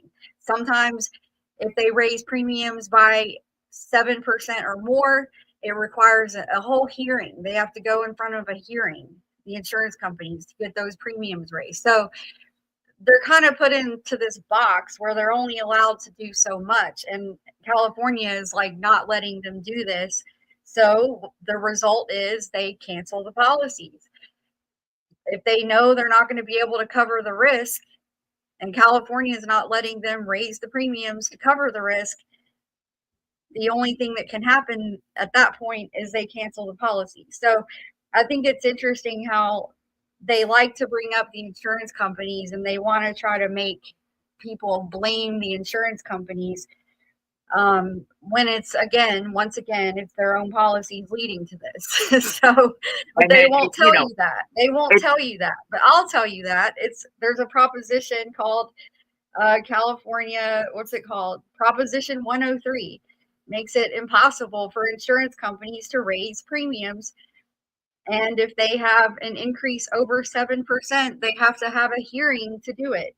So, they don't tell you all that stuff. They just want to have a fall guy. They want to, because they know the public. It's the hip thing to do now, to get mad at insurance companies. So they'll go ahead and let the insurance companies take the blame.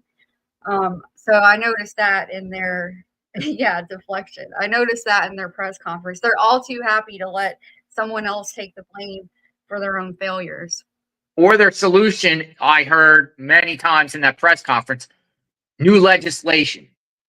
New legislation, new legislation, new legislation. Well, California, a lot of people say they're already over-regulated.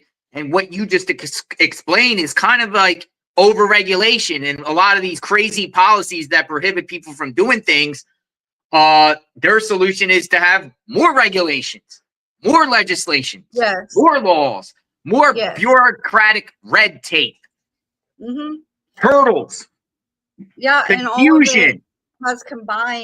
all of it has combined into a complete catastrophe that's just exploding right before our eyes. I mean, you cannot, the thing about these winds and the fires that happen, it's not as if this happened out of the blue.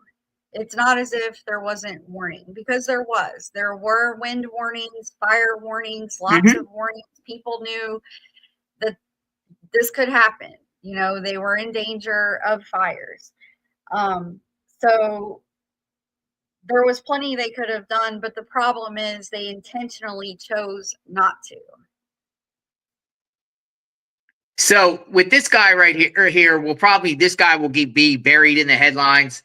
We'll never see or hear probably anything about this guy again. And he very well could have been an arsonist here. Excuse me. We're not going to hear it. They're going to cover for him, and we're never going to hear from this guy ever again. And pretty much probably not. The Kenneth fires, no one's going to be held accountable for the Kenneth fire. It's crazy. Yeah, so we have something else kind of along the lines. I don't know if there's a video on this, but I have this article we can show. Let me see. Oh, the leaked memo about the budget. Yes, so this has come out. I guess this just came out this morning, this article. There's apparently been a memo that was leaked of Mayor Karen Bass demanding an extra $49 million to be cut from the fire department just a week before these fires happened. So we've already talked extensively about the 17 million budget cut. That's been going around for days, but apparently she wanted to cut even more just a week before. Why? Way more. Why? Why does she want to cut $49 million from the fire budget? Why? Does she need that money somewhere else because they mismanaged things in the past? Where's that money? Where did she want that money to go? Yeah, so they said that the cuts would have shut down 16 fire stations. 16. And clearly they're already short of, resources to deal with these fires. So the memo is dated January 6th. Oh, only a day before the devastating fires broke out. So today's the 10th. So just a few days ago. It was sent from LAFD top brass at City Hall to division chiefs and captains after a fraught meeting the previous Friday between Chief Kristen Crowley and Mayor Bass. The LAFD is going through a financial year 2024-2025 $48 million budget reduction exercise. The only way to provide a cost savings would be to close as many as 16 fire stations. Unbelievable. There she is looking more She's cowardly than anyone I've ever seen. I'll just say on Twitter, Bass is getting absolutely destroyed on her handling of being a mayor and her handling of this fire in general. Many people are calling for her to resign. Matter of fact, I don't see much public support for Mayor Bass, and I think possibly there's a good chance her days are numbered. Doesn't California and Los Angeles and California have the recalling process? They do have the recall process. There's also a change.org petition going out. I don't know who started it. I saw it from Adam Carolla. He shared it on Twitter yesterday. So there's a change.org petition for her to resign. I think people would prefer for her to resign rather than go through the recall process. But if she chooses not to resign, I could see people being motivated enough to go through that process. So I think one way or another, her days are numbered. So here's the actual memo itself that they're talking about. Yeah, so this is insane. This is insane. The day before this happened, she wanted to close all these fire stations. Unbelievable. Unbelievable. As the winds were raging, as the winds were picking up. I think this could be the you know what's even more crazy? That first night, now I understand the winds were up, kicking at 80 to 100 miles an hour, hard to get out there, but it just shows you the difference between 2 days, because that first day, these fires just went out of control. No one up in the sky, no really firefighters on the ground. They were scrambling around trying to figure out what's going on, but they really had no footing, no game plan, no execution that first day when thousands of structures burnt to the ground. It's only like when the media and a day later, then we started seeing them responding to these fires. Case in point, the Hollywood Hills. While they were at the press conference at Hollywood Hills, fire broke out, and then I just saw all these choppers and fire to all over the place putting that out. But just imagine if all those personnel and choppers and fire department were out there that first day, this could have been contained easy, quicker. And this thing could have been under control, possibly. I don't know. But then you got a combination of arsonists at the same time. Just a complete mess. But yeah, saying that you're going to get rid of the budget a day before this happens, or get rid of the fire department budget and want to take money away from them is egregious. It just shows who Karen Bass is. Just shows where her priorities are. Right. Yeah, and we have, while I'm showing the stuff, so we have another thing too. We wanted to kind of go over the start of this. So a lot of people have been wondering and asking, how did this start in the first place? The Pacific Palisades fire. We had heard that it was a small brush fire in a backyard is what started this whole thing. But there's actually an article from LA Times that gives a pretty detailed account of what happened. So this is Nick Libonati. Yeah, put his photo on the right too. Please. So people could see him up close. There you go. Thank you. So this is Nick Libonati, and he lives at 1190. What was the name of that road? So the North address. Piedra Murata. Say that again so people can hear. 1190 North Piedra Murata Drive in Pacific Palisades. So that's where he lives. And that's where this started. And so they're saying that he's the one who called in the fire. Now, the article, this is the LA Times. The article starts out saying Nick Libonati was drinking Turkish tea with his sister on Tuesday morning as he started his day in the Pacific Palisades. She leaned over to pour the 21-year-old boot salesman more tea in their home office when she glanced out the window. She screams fire, Libonati recalled. So they're saying that they're sitting there drinking Turkish tea and they noticed out the window that there was a fire.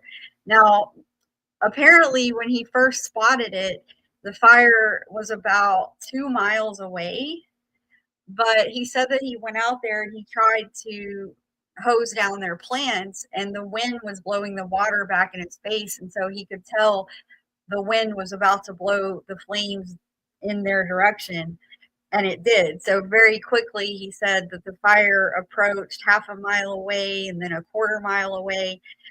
So they started running, telling their neighbors. They called the fire department, but pretty quickly it took off, because once that fire started, it really pretty much just, it went up a ridge and then it just completely took off from there. Yeah. So Magnolia, address is 1190 North Pedra Miranda in Pacific Palisades, right? That's where this guy lives, according to the map. And I don't know if you could get the map up to show where he lived, because I want to give people an idea where this original fire started. Yeah. We're gonna get the map up. But it is in Pacific Palisades. You've heard the word the summit, and it's higher up. It's higher up, from the coastline. And this guy's residence is up there by the summit. He claims he's drinking tea with his sister on the morning, and he looks out and he sees a fire about 2 miles away. Right here. Yeah. So this is the picture. It says that he captured this image at the start of the fire from his deck on Piedra Mirada Drive, right there. So this is the fire they saw. So I think it's kind of important to clarify, because, the authorities constantly were saying that it was a small backyard fire.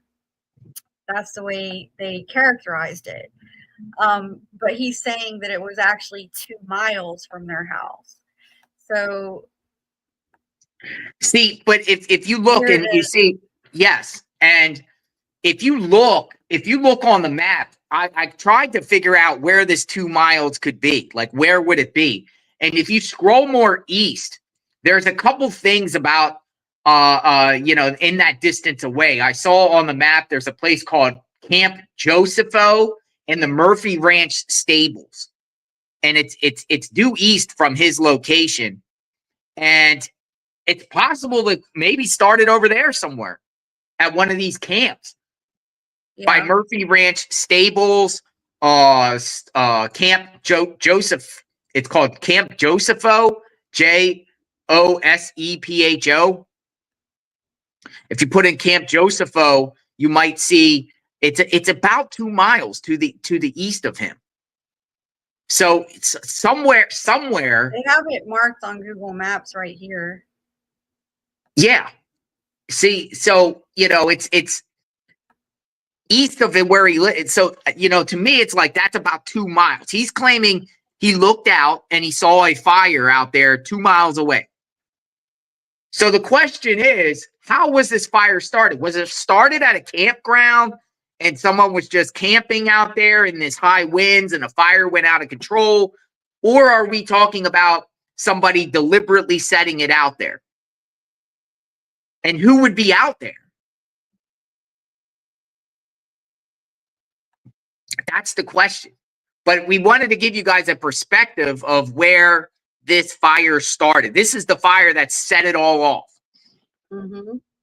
And then at this point, the fire just blew towards him, and just went down south towards the Pacific Coast Highway and just if you expand out and show just the residents below, all those homes below to the Pacific Coast Highway is what got destroyed. Particularly Palisades Village got destroyed. Yeah, what's crazy is he said that his house didn't actually catch on fire though. They're trying to, in fact, the article was talking about how he's the one who originally called this fire in, but he himself was still trying to keep his home safe. So it's weird that like they were the closest to the fire that started, but it seems like his house is okay. But you could clearly see in the photo there, back at that in that article, you could see the fire in the distance. It's not like in his backyard, because you could see it's not like directly in back of his. It's over that hill line there. Yeah. So because a lot of people were saying, and I do the buzz that it was like, oh, a fire started in someone's backyard. Well, it didn't technically start in his backyard there. It's quite a distance. I mean, their views up there are amazing up by that summit. That's why those homes there are worth millions of dollars.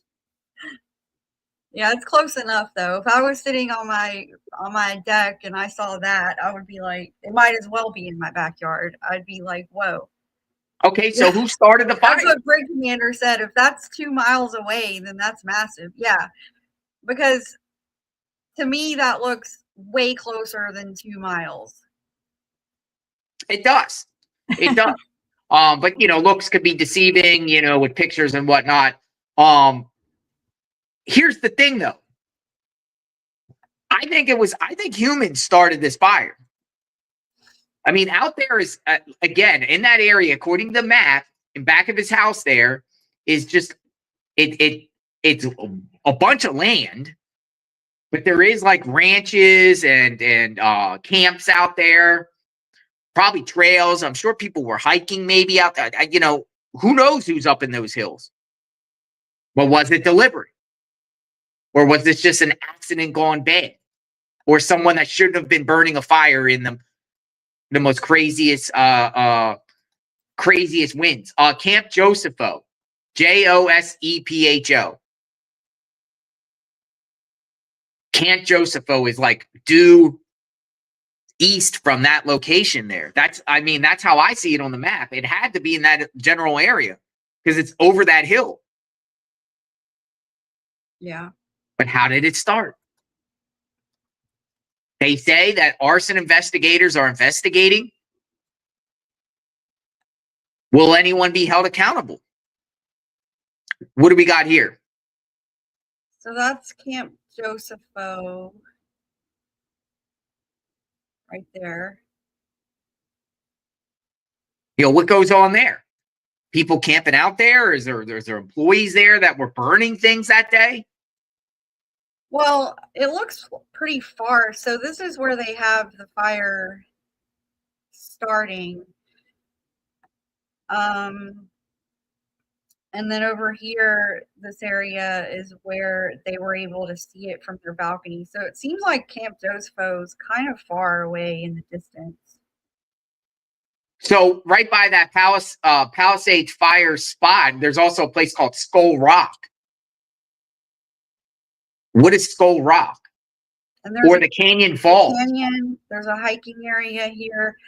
So I think if it was arson, it would be more likely someone on this Canyon Falls trail or this Skull Rock, which looks like it's a tourist spot, photo spot. Well, just think about this, though. Just think about this. Do you think eco-terrorists or arsonists said, okay, we're in a high wind alert. Now's the time to act. You do you think this was always a plan, maybe possibly for some arsonists to show, okay, we know the winds are going crazy. We know that night the winds are going to be gusting to 80 to 100 miles an hour. Light something in this canyon here, and it's just going to explode. Yeah. Was this the plan? Well, I think it's definitely, there's opportunists out there that are taking advantage of the situation. I mean, just like with any natural disaster or anything, there's opportunists, like you said, that come in there and do things during a weather event. Yep. It's just, Magnolia, the day before these winds, the day before the fire, I remember I told you, I said, wow, they're under some sort of severe high wind warning in the Los Angeles area. Mm-hmm. Interesting. And lo and behold, during this high wind area, a fire breaks out. The fire just blew up quickly. I mean, what's even more crazy is that night, like, all those homes were not burnt. I think they all burnt in the middle of the night. Which homes? All the homes in Palisades Village area, going south of this guy's home here, down to the coastline, the Pacific Coast Highway. It just seems like all those areas just started, like, overnight. It was just like a complete tinderbox, and everyone was sitting ducks. Crazy. So, we wanted to give you guys a perspective of where this thing started. Now you guys know. Now, as far as the Eaton fire, I don't know how that started. We'll have to do some deep dives and try to figure out what was the origins of the Eaton fire, because that's another fire at a totally different location. Mm-hmm. That's in Altadena and Pasadena, somewhere up in the hills up there. That's when the Eaton fire broke out about that night. But this is the original fire. This is the original.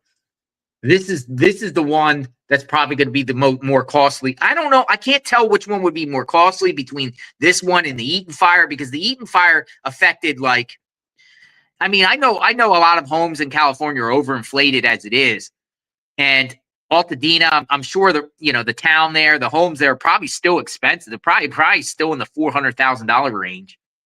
Mm-hmm. Just regular homes that in other communities on the East Coast, they'd probably be half the value. But the homes here at this location, the devastation here from the Palisades, you're talking average homes are $3 million. Yeah. Per home. Some are more, some are a little less, but I don't think you're going to find any structure in this area right here under $1 million. Anywhere in those hills. No, probably not. So the devastation here, however, Altadena, there's a lot of devastation in just regular, like, I would say, like, middle class, even though it's like those homes are a lot, but people in that area would be considered middle class, poor middle class. Well, it's all relative. It's all relative to the cost of living. I mean, just that's something that irritates me about the whole situation is, a lot of people have this, like, lack of empathy for the victims of Pacific Palisades, because in their minds, these are rich people and they can handle it and it's fine. But, it's really all relative. A $2 million house in Pacific Palisades is like a $200,000 house somewhere else. You know what I mean? So, and the cost of living is higher.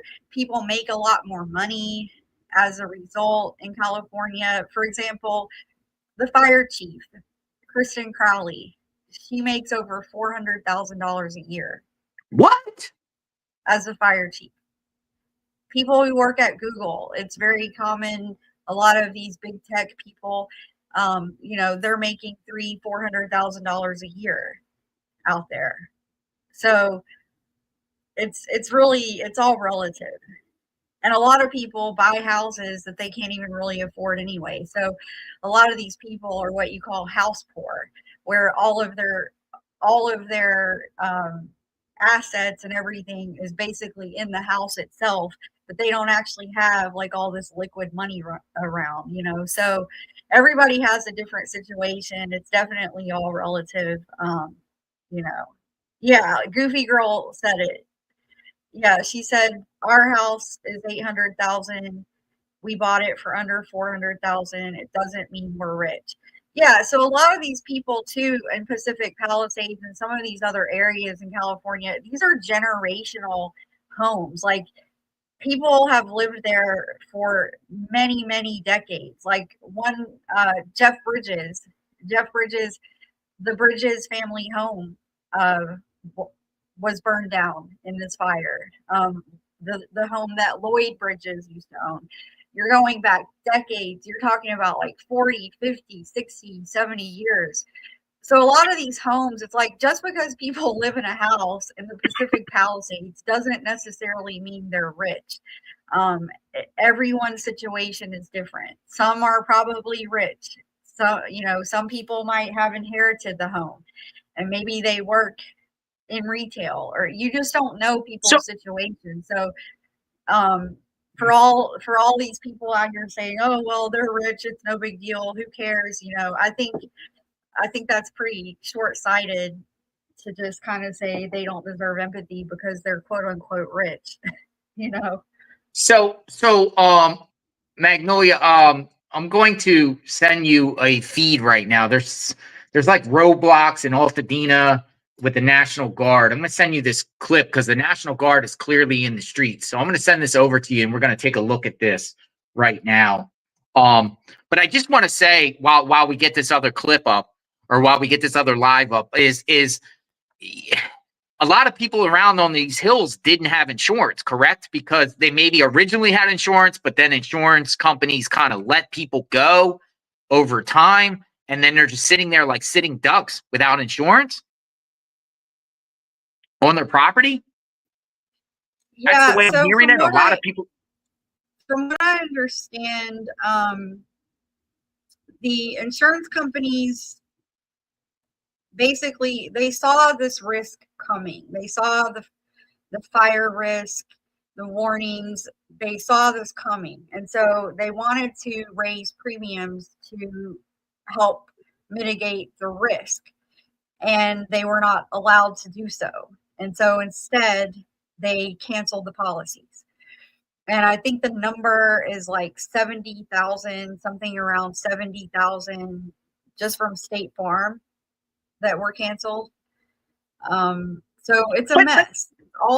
But imagine if you were living there and over time you did have insurance and your insurance was, whatever rate, you did have insurance. And then suddenly your insurance company tells you they're not going to insure you anymore.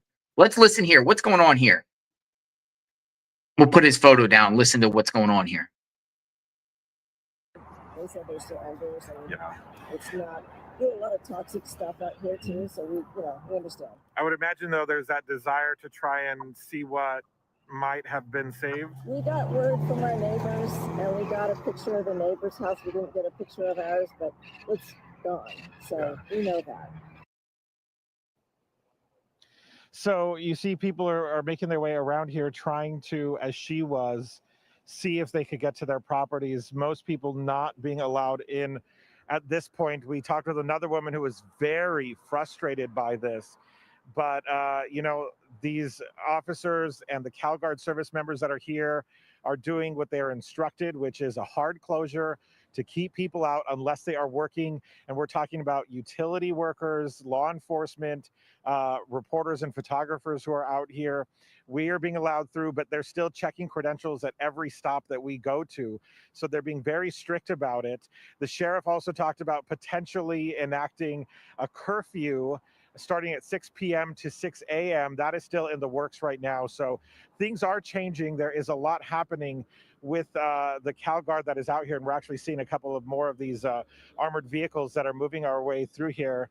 So, a lot going on, a lot of emotions, and everyone's just hoping to bear with it. Back to you guys.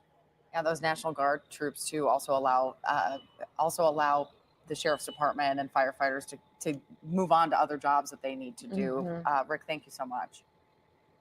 The destruction in the Pacific Palisades is far. All right, we'll take it back to the Malibu and continue the conversation. I just wanted to show that National Guard is out there, and they're doing like hard lockdowns in certain communities.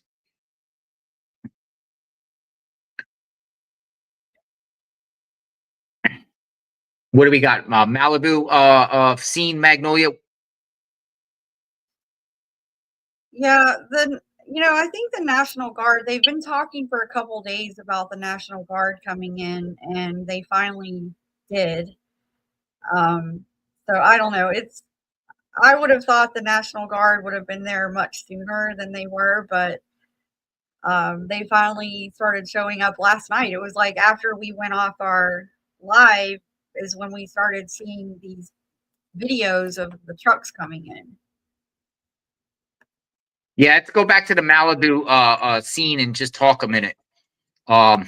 This is just basically okay. So I wanted to continue the conversation about the insurance companies, right? So you have residents there that probably been there for a long, long time, had insurance companies only recently, because they weren't allowed because of California regulations to raise the premiums, they would just cut off residents.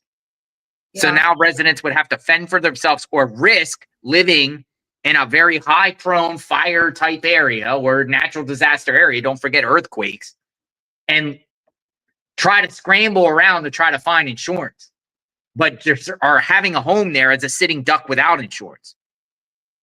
Terrifying. Yeah, and they have a plan called the FAIR plan. That was what they talked about in the press conferences as being the insurance of last resort. So that's what people get, I guess, if they're not able to get covered by a traditional insurance company. Well, but they said that they were at that press conference we just watched. They said that they're planning to put a moratorium on, I think they said, on cancellations, and they want the insurance companies to allow people at least 60 days, I think, to make payments on their premiums. So it seems like they may be planning different things to mitigate this. To try to get I mean, moving forward, the insurance companies just won't hire, they won't accept new policies. Yeah. See, because Florida was dealing with the same thing with the hurricanes. You remember when we were covering the hurricanes and I was in Pinellas County, and I talked to numerous homeowners that claimed they didn't even have insurance. Yeah. From the storm surge. Mm-hmm. And, with a lot of insurance companies would not accept new policies in Florida, too, because of, the hurricane issue. So probably the same thing California is dealing with in reference to fires or earthquakes, whatever. But their situation seems a little different than what Florida is, as far as like the policy wise, not just getting rid of people because they can't raise premiums. It's crazy. But my point is we're the ones, the residents are the ones that suffer, because you're having your house, and you have a house, and you might have had your house for 20, 30 years. Yeah, and everyone complains about insurance prices, but at least you got insurance. And then suddenly, without your choice, you just get kicked off. Mm-hmm. And you're just sitting there vulnerable. Well, in Florida, I think the case is that there's not very many insurers at all anymore. And a lot of people have to go to Citizens Insurance. It seems like that's what has sort of taken over in Florida. So, I mean, what are these people going to get covered at all? I mean, I don't understand, moving forward here. Can California make insurance companies insure people? I don't think you can just make an insurance company say, hey, you got to write policies for every one of these people. Who would at this point, another thing is, who at this point, even if people start selling off their properties here or whatever they have left and selling it off, who's going to even want to buy there if you don't have insurance, or if you can't even, get insurance, or it's going to be out the wazoo in premiums moving forward. Mm-hmm. I mean, but these insurance companies for the last 100 years, wrapped in probably trillions. So it's not like you can say they don't have the money. They have the money. See, this is a whole conversation. We need to get some insurance people. We need to have this conversation because I want to learn more about it. I want to learn more about this insurance process and how this all works. And people in the comments are coming up with their opinions and everything like that. Keep them coming because this is a disaster. And even if like Floridians, all Floridians in the last couple of years have had their premiums or had their insurance rates go up 15, 20% because of the hurricanes. So in this situation here, I mean, ultimately, all Californians are going to probably have their insurance rates up now because of this. Yeah, it's a massive issue though, because somebody else just pointed out in the chat, if you have a mortgage, you're required to have insurance. Yes, you're required to get top-notch, like full coverage. So what happens then? And that's something that they check too. If you don't have insurance, I mean, they require that if you hold, and that's the same thing with, a car loan. They require you to have full coverage or whatever. So that's like a whole other layer to this. But yeah, it's a mess. Everything there's a mess. I have a clip here from Cuomo talking about the leaders in California. Because, a lot of people have been talking the last couple of days about the leadership, the lack of leadership with Karen Bass and Gavin Newsom. Who we've barely seen the last few days. By the way, before you play this clip, Elon Musk and Trump is calling for Gavin Newsom to resign. Yeah. Both of them. I think that Gavin Newsom's days could be numbered here because of this incident here. Yeah, I don't see how he gets out of it. I think a lot of it, they're going to end up blaming on arsonists. Climate change? They've picked up a couple people under suspicion of arson. So I think a lot of this will get blamed on arson and climate change. And he thinks that he's going to skate through this. But I think that the problem is just way too massive. I don't think people are going to accept, oh, this was just arson, or, oh, this was just, unfortunate or whatever. I don't think that's going to fly. To me, it looks like he knows he's guilty. And it seems like Karen Bass is the same, because you notice we aren't seeing Gavin Newsom. Allegedly, he's working very hard behind the scenes. And he's on the phone with all the leaders all day. But he also told the lady on the street he was on the phone with Joe Biden, and that was a complete and total lie. So, well, let me ask you something, Magnolia. Like another thing too is these planes tackling the fire. Why are these Canadian scoopers coming in? Like Canadian scoopers. Like, doesn't California have their own scoopers? Like, don't they only have their own equipment? Why are they bringing in other countries' equipment? They're saying these Canadian scoopers are the ones that are like dropping liquid onto the fires. So, they did these budget cuts, 17 million worth of budget cuts in the fire department. Karen Bass was trying to do even more budget cuts, apparently. Well, one thing we haven't really talked much about is there's also a whole other layer. I haven't even mentioned this, but these fire departments out there in California have steady been donating stuff to Ukraine. They've been donating fire equipment, fire trucks, different things like that to Ukraine. There's like a whole list of them. Ukraine? Yeah. So you mean to tell me over the years, it's quite possible that a lot of LA fire equipment that could have been used to tackle this fire is overseas in Ukraine? Yes. So that might be where the scoopers went that you're asking about.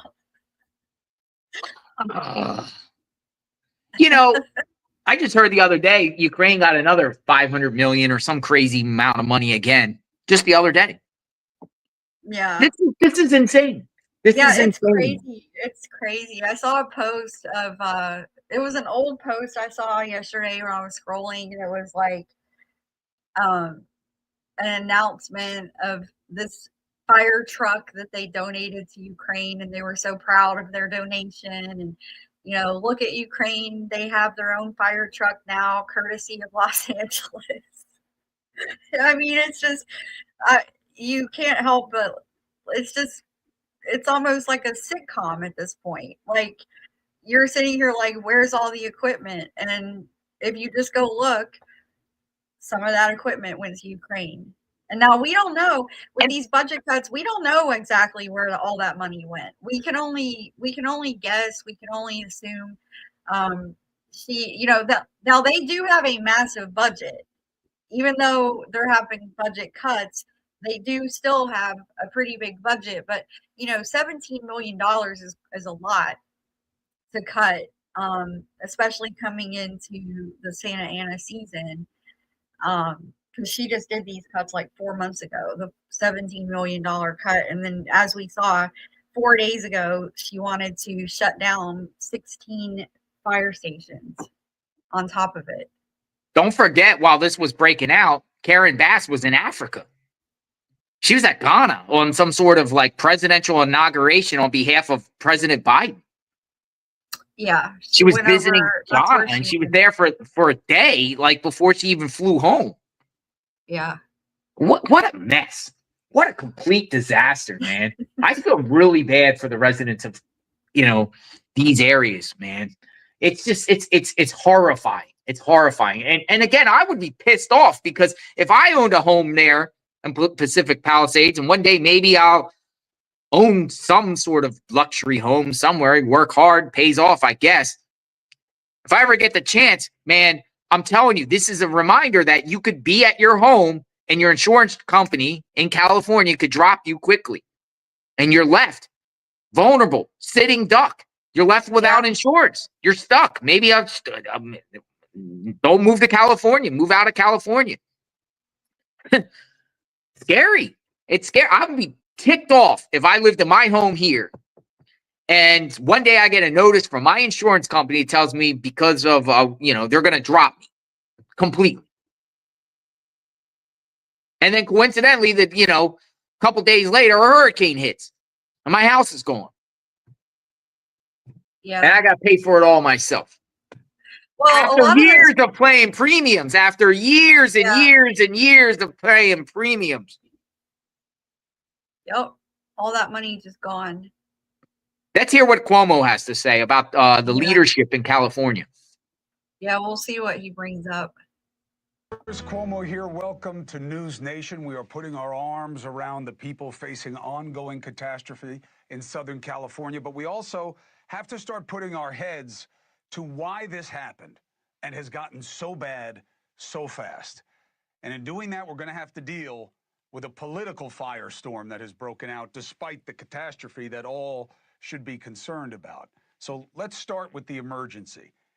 The basic headline is it's still getting worse overall.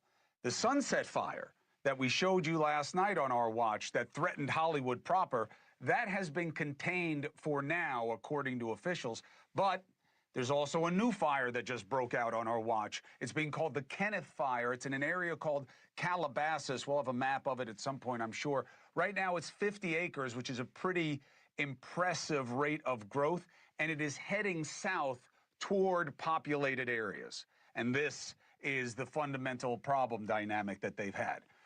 What is the biggest problem? The wind. We all know that now. The winds have dropped, but not enough, long enough to make a difference, yet Herculean efforts by firefighters. There are reports of it all over. People refusing to take breaks, doubling their shifts, going out with other teams. They're from all over the state they've gathered, and now all over the country they're coming to help, and there will be more. Now, again, from my point of view, that should be everybody's obsession right now, is how do we get through this? But that's not how it is. There is a political firestorm, and it's been lit about who is to blame. Now, I get it coming from the people on the ground and the residents there who lost their homes, losing communities, losing a potential future, and they want to know. But a lot of this is coming from the outside as well, specifically from Trump. Let's just be honest about it, okay? Now, I see it as a completely open question as to, first of all, why did these even start? Were they acts of nature or arson or both, okay? And as Trump has certainly fueled fires of blame, he's not wrong to be asking the questions. He's just answering them as well, and I don't know that the answers are right, okay? And he has a new advantage, right? The flames that he's whipping up are being turbocharged by his personal Santa Ana wind in the form of Elon and his algorithms spreading anger about the fires, saying this is about bad politicians who just happen to be his adversaries. So let's break down what are the real questions and what should be left for online outrage. Have the leaders in California seize this moment? I think there's room for criticism, clearly. Mayor Bass was in Africa, okay, when these started, despite extreme weather warnings before she left. It's a bad look, regardless of blame, okay? And when she came back, she did not have the kind of command you want to see in these public situations. Right now, if you need help, emergency information, resources, and shelter is available. All of this can be found at URL. Los Angeles, together is how we will get through this. She didn't read the URL. You know, it's just like somebody saying, say name, and she says, I am, say name. It's a gaffe, okay? But it wound up becoming symptomatic of what is seen as her not having control, as were her suspect assessments of containment early on. Fair criticisms. But the main question for the mayor is the budget cut that she signed off on for the firefighters and whether they contributed to the inability to fight these fires. Now, some people are saying there was no cut, there was an increase. There was a cut to 2024, 2025, okay? It was around 17 million. Now, fair pushback, that's only about 2% of the budget. Officials will say that difference of 2% came in cuts to administrative positions. But a local chief warned that he saw it compromising preparedness for events like these. We need more answers there. We're not going to get them right now, but they're legitimate questions. Hey, thanks for watching. Go to joinnn.com. All right, so that gives you he's calling out the leadership as far as there should be criticism on the leadership here. Yeah, and he mentioned the gaffe from her during the press conference where she was like, if you want more information, visit URL. Yeah, URL, what is that? Yeah. It's the placeholder. It was the placeholder in the script. They were supposed to put the actual website there, but someone didn't put it there, so she ended up just reading it as URL. What an embarrassment. So, but yeah, he was talking. He mentioned Trump, so we actually have a clip about that too. So Trump has been blasting Gavin Newsom in particular the last few days. And I don't know if he's mentioned Karen Bass at all, but he definitely has Newsom in his sights.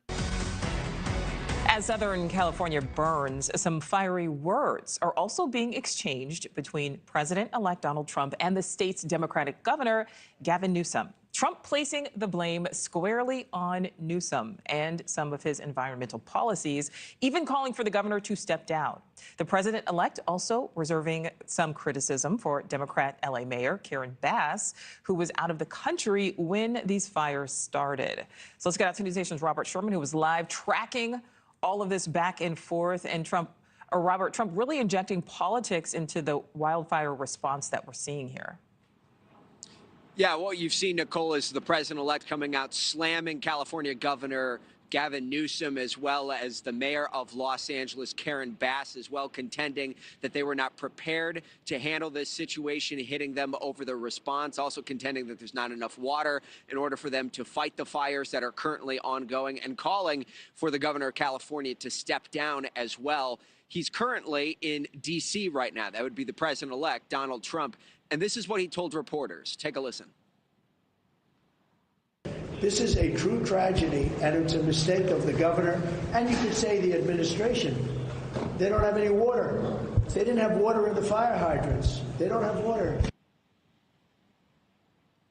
The California governor hitting back, saying, quote, people are literally fleeing. Kids have lost their schools. Communities have lost their churches. Families have lost their homes. Some have even lost their lives. And the president-elect's response is to politicize it. We'll continue to focus on what matters, saving lives and putting out these unprecedented fires. And in terms of the water situation, the California governor pushing that back to the local level, saying that's something that LA officials will have to look into. Nicole. Yeah, and Robert, it's not just the governor there of California who's drawing some criticism, but the mayor of LA as well. What are people saying about Karen Bass? Yeah, Karen Bass is certainly taking criticism from both sides of the aisle. On the one hand, for being out of the country as all of this was starting to unfold here with these fires, but as well, something else that's been circling around, there was this letter that was sent to the mayor's office by the LA Fire Department chief last month, which raised concerns about certain budgetary cuts, including those for overtime. And this is a section of that letter. It says, quote, the reduction in V hours, that would be overtime, has severely limited the department's capacity to prepare for, train for, and respond to large-scale emergencies, including wildfires. She was asked about this at a press conference moments ago, and this was her response. Take a listen. You address the criticism now over the budget issue and the slashing, $17 million You know, slashing I of the think if budget? you go back and look at the reductions that were made, there were no reductions that were made that would have impacted the situation that we were dealing with over the last couple of days. There was a little bit of confusion because money was allocated to be distributed later on, which was actually going to support salaries and other parts of the fire department that were distributed a little later. Nevertheless, the president-elect and many of his allies continue to point the finger at the California governor, the mayor of Los Angeles as well, as this crisis continues on. Nicole. All right, Robert Sherman, live for us there in Florida. Thank you. Thanks for watching. Criticism. Bass and Newsom. Your thoughts, Magnolia? Yeah, I mean, he's calling out Trump for making it, quote, political because he doesn't want the spotlight on him or his policies. And same for her. You know, if someone criticizes them or their policies that helped make this situation worse, their go-to thing is to shame people for making it political. Well, you must not care about the victims. You're making this political. When it's like, no, we're just speaking in reality. The reality is they didn't have water. The water hydrants were not filled the way they're supposed to be filled. I mean, these are just simple facts. You knew that there were Santa Ana winds coming and you didn't have water. That's not political. That's just factual. I mean, Yeah, you know, I see many lawsuits coming out of this too, which is just going to cripple Los Angeles financially. With that, I feel like taxes are probably going to be raised because of this all across the state. Just, I mean, we're talking possibly $100 billion here in loss. Oh yeah. Oh yeah. Well, I mean, the Wall Street Journal yesterday said at least 50 billion. Yeah, I think easily. Yeah, but it's Gavin Newsom doesn't want to hear anything about any criticism whatsoever. He was so salty when just in the couple clips we saw of him. There was one clip with he was talking to Anderson Cooper. He looked like he was about to cry because Trump hurt his feelings or something. And it's like, dude, you're supposed to be leading the state. Like, where are you? Why are you on the street crying to Anderson Cooper? Like, it's just his behavior is ridiculous. And to act like he's a victim because people are pointing out actual reality.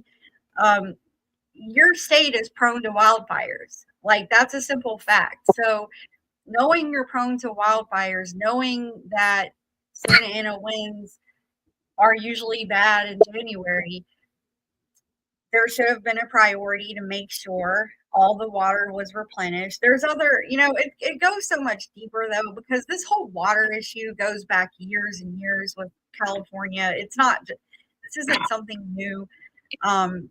People have seen how over the last several years, there's all this, conserve water. My cousin lived in California for a long time.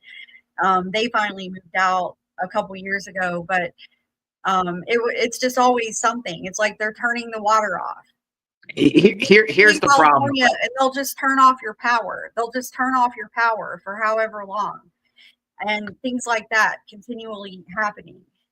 Here's the problem. As we saw, Biden, visited. He came to the location. He was with Newsom. Newsom, Biden, great relationship. Karen Bass, Biden, great relationship. Trump and Newsom, horrible relationship. Horrible. Yeah. And the Trump administration's coming in. I really think Newsom's days are numbered because of that. Because they don't get along. And, California is going to need the federal government to assist them with this in some ways, many ways. And this is a mess. This is a mess. This is a complete mess. Another thing, too, I noticed was FEMA director was there. I wonder how much money the residents will get that were affected in California here, considering the backlash that residents in North Carolina were only getting $750. People that were affected by Hurricane Helene were only getting $750. What if residents there get like $2,500 each or $3,000 each or significantly more than $750? How do you think those North Carolina residents are going to feel if California residents get more from this disaster with still the problems that are going on in the Carolinas from Helene? It's going to be this conversation is going to. I feel like we're at heads here with that too. Yeah, well, unfortunately, Gavin Newsom is not behaving like a governor who needs help from the federal government. Because you know what he's doing right now?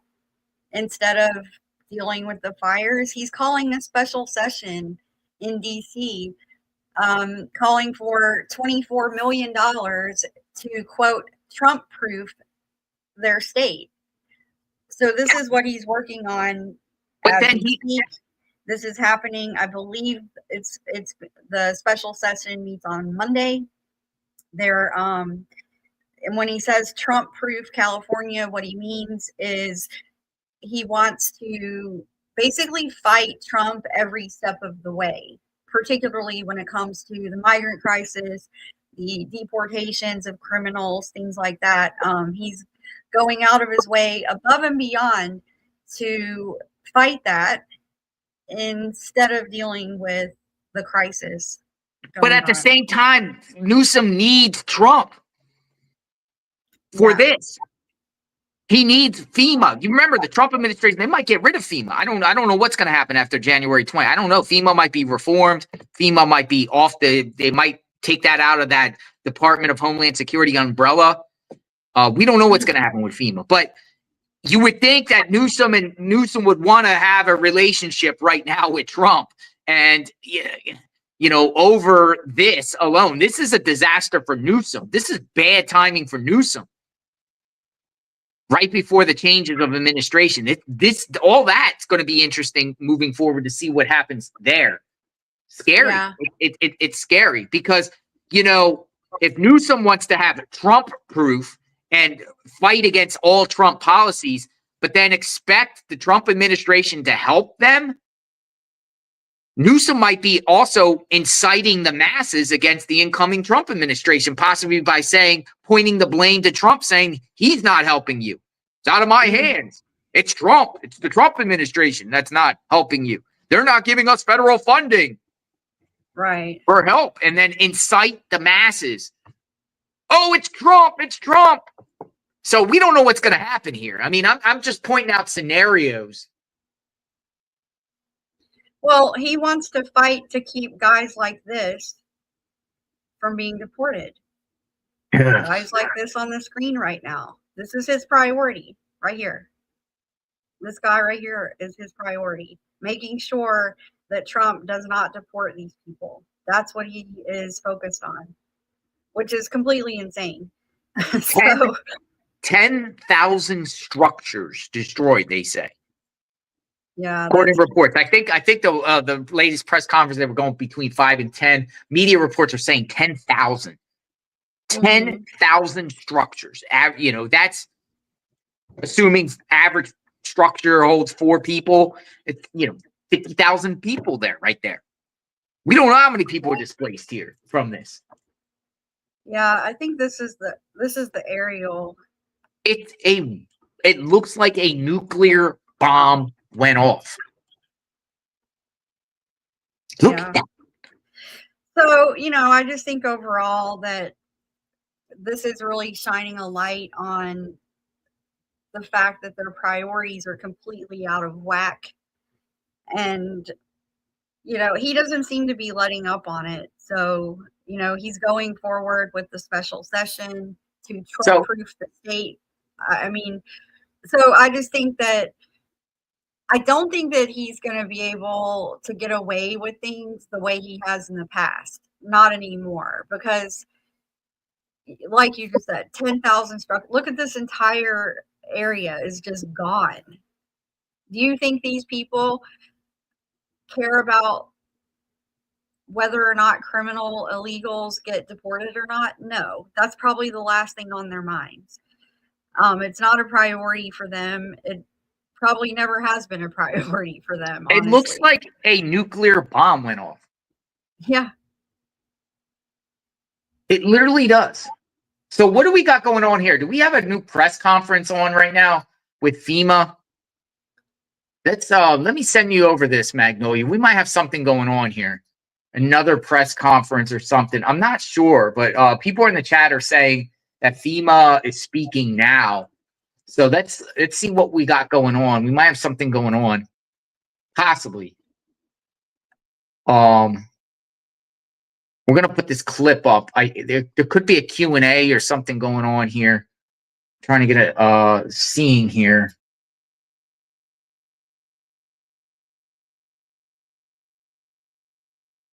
And check. I mean, I think that we need to fix this problem so that, in fact, when an alert goes out, it is a legitimate alert that people can listen to. No, it's not. Okay. Yeah, somebody said there's some FEMA people speaking or whatever like that. So we'll take you back to here. So Mel Gibson spoke, right? Yeah. What's going on with Mel Gibson and celebrity actors? Because a lot of celebrities have lost. Paris Hilton posted a video saying that she lost her home. Yeah, hold on a second. Yeah, so we have many celebrity homes are gone. Paris Hilton, it was her Malibu house. We've been listing them off for days. James Woods,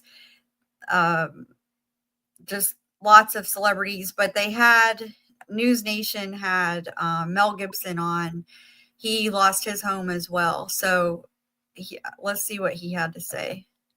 Joins me by phone right now. Mel, I am so sorry to be talking to you under these circumstances. I'm looking at video of the ruins of what was once your home. I got to ask you how you're doing. I'm doing good. You know, it's just a thing. But, you know, it is obviously, it's kind of devastating. It's emotional. You know, you lived there for a long time and you had all your stuff. You remember George Carlin talking about your stuff? Yeah. I had my stuff there, and it's all like, I've been relieved from the burden of my stuff because it's all in cinders. Yeah. Where were you, Mel, when the fire broke out? Gosh, I was in Austin. I was doing the Rogan podcast, you know, and I was kind of ill at ease while we were talking because I knew my neighborhood was on fire. So I thought, I wonder if my place is still there.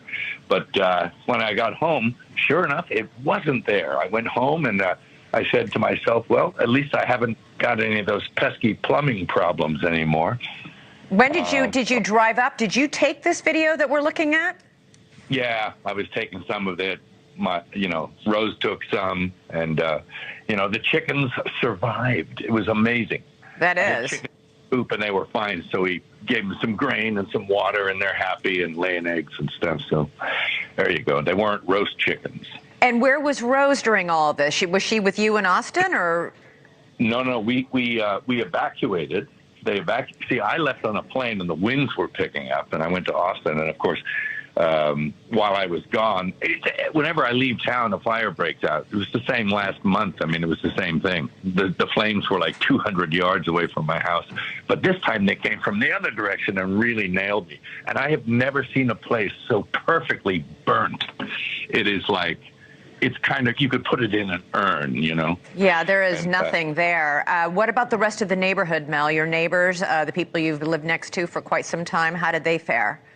Yeah, some of the neighbors really got it hard. I know, Ed Harris, the actor who lives down the street, I think his place is gone, and many of my friends up and down the street. And it was kind of random. It wasn't every place, but it was quite a few places. There was a dozen places or so that were just non-existent. I mean, nothing but a chimney and a few roof tiles, and you dare not walk around for the nails and the whole deal. The vehicles were gone, everything. It was completely toasted. I've never seen such a complete burn. It's like someone did it on purpose to really destroy every aspect of it. And when you hear that this fire is 0% contained, they have still not contained this. They're calling it the worst fire in LA history.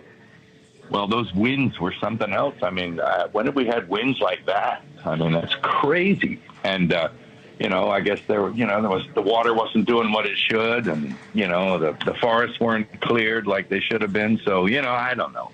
It's the perfect confluence, the perfect storm of the perfect firestorm. I mean, my place looked like Dresden. Yeah, it does look like Dresden. What are you going to do now? Are you going to try and rebuild there? I don't know. I mean, I'll clean it up because it's toxic. And, of course, the land is beautiful. It's a beautiful ocean view. Hey, anybody want to buy some land? 5 acres. Yeah. Yeah, get it cheap. Ha ha. I don't think so. Yeah. So it's, we'll go through the usual motions, I guess. There's some kind of insurance, maybe. I can't even tell you anymore. But, it's emotional. And, I lived there for about 14, 15 years. So it was home to me, and I had a lot of personal things there that I can't get back, and like what? But all kinds of stuff, everything from photographs to files to just personal things that I had from over the years, and clothing, and it's pretty cool stuff, but hey, that can all be replaced. These are only things, and the good news is that those in my family and those I love are all well, and we're all happy and healthy and out of harm's way. And yeah. That's all I care about, really. Chickens. Mel Gibson. Been hearing a lot from different celebrities. Celebrities are also affected too. He said sarcastically, you want to buy 5 acres of land. Yeah. All right. Well, we'll continue this conversation. We are not live streaming all day. There's really limited feeds now. It seems like a lot of the media outlets have gone away. One of the local Fox stations, it still seems like they're doing broadcasts live, but now it's the after effect. Now it's, the cleanup. I want to say that the fires are not spreading. I mean, they say the Palisades is 8% contained. Yeah, Palisades 8%. The rest of them, I'm not sure about, but the Kenneth fire, at least they were able to, I think, keep that one at bay. That fire actually threatened the Calabasas area, which is where all the Kardashian homes are. Yeah. Some of these places, some of these media outlets are giving like updates. The Palisades fire burnt 19,000 acres. They're saying it's 6% contained. The Eaton fire burnt 13,000 acres. They're saying that is 3% contained. The Kenneth fire burnt about 1,000 acres. That's 35% contained. Sunset fire burned 60 acres. That's done. Hearst fire, 771 acres. That's 37% contained. The Lydia fire, 75% contained, burned 400 acres. So it's 1, 2, 3, 4, 5, 6 major fires. One is completely out, the Sunset fire, and the other ones, you know, they're still battling. Yeah. So, you know, we'll keep you updated if there's any other breaking news on this, as far as updates, press conferences, new fire flare-ups, any suspects that get arrested, anything dealing with this National Guard or, you know, looting or martial law or anything that comes out of this, you know, in the next day, we'll definitely be back on live and sharing. Yeah, I think one thing that I'll say, one thing we'll start seeing more and more of in the next few days is fundraisers and different donations popping up all over the place. So I would just say for people, if you are planning to donate to help victims in California, just, you know, research what you're donating to, because there's so many people that will be taking advantage of this. We've already seen it. There's lots of criminals out there that want to take advantage of suffering. So I would say just, you know, make sure you know who you're donating to. There are a lot of celebrities that are doing things for people already. Paris Hilton mentioned some things that she's doing to help. I saw Khloe Kardashian. They donated $2,500 worth of meals to the first responders. So we'll be seeing a lot of that, I think, coming out of the celebrity world. I'm sure there will be a concert for donations, things like that in the near future. A lot of this other stuff, though, is going to take quite a long time to play out. Yes, and you know, we're monitoring other things going on. There was a big arson in the Bronx last night, or not arson, but a fire. I'm not saying And it's arson. Jamie Lee Curtis donated $1 million to recovery efforts. I forgot to mention that one. Yeah. And then we also monitoring the snowing in Georgia. Wow, snowing in Atlanta. Snowing. We got a big snowstorm going across. You know, we'll stay on this, and you know, we'll continue to see what else is going on in the day. So I'm sure we'll be back later for sure on something. All right, folks, stay safe out there. Praying for California citizens, residents. We say no to looting. We say no to crime. Law enforcement got their hands full. National Guard is out there, and we'll see what happens. Yeah. Until next time, folks, JLR Magnolia Investigates. Be safe out there. Thanks for watching. Take care. All right. See everyone later. Bye-bye.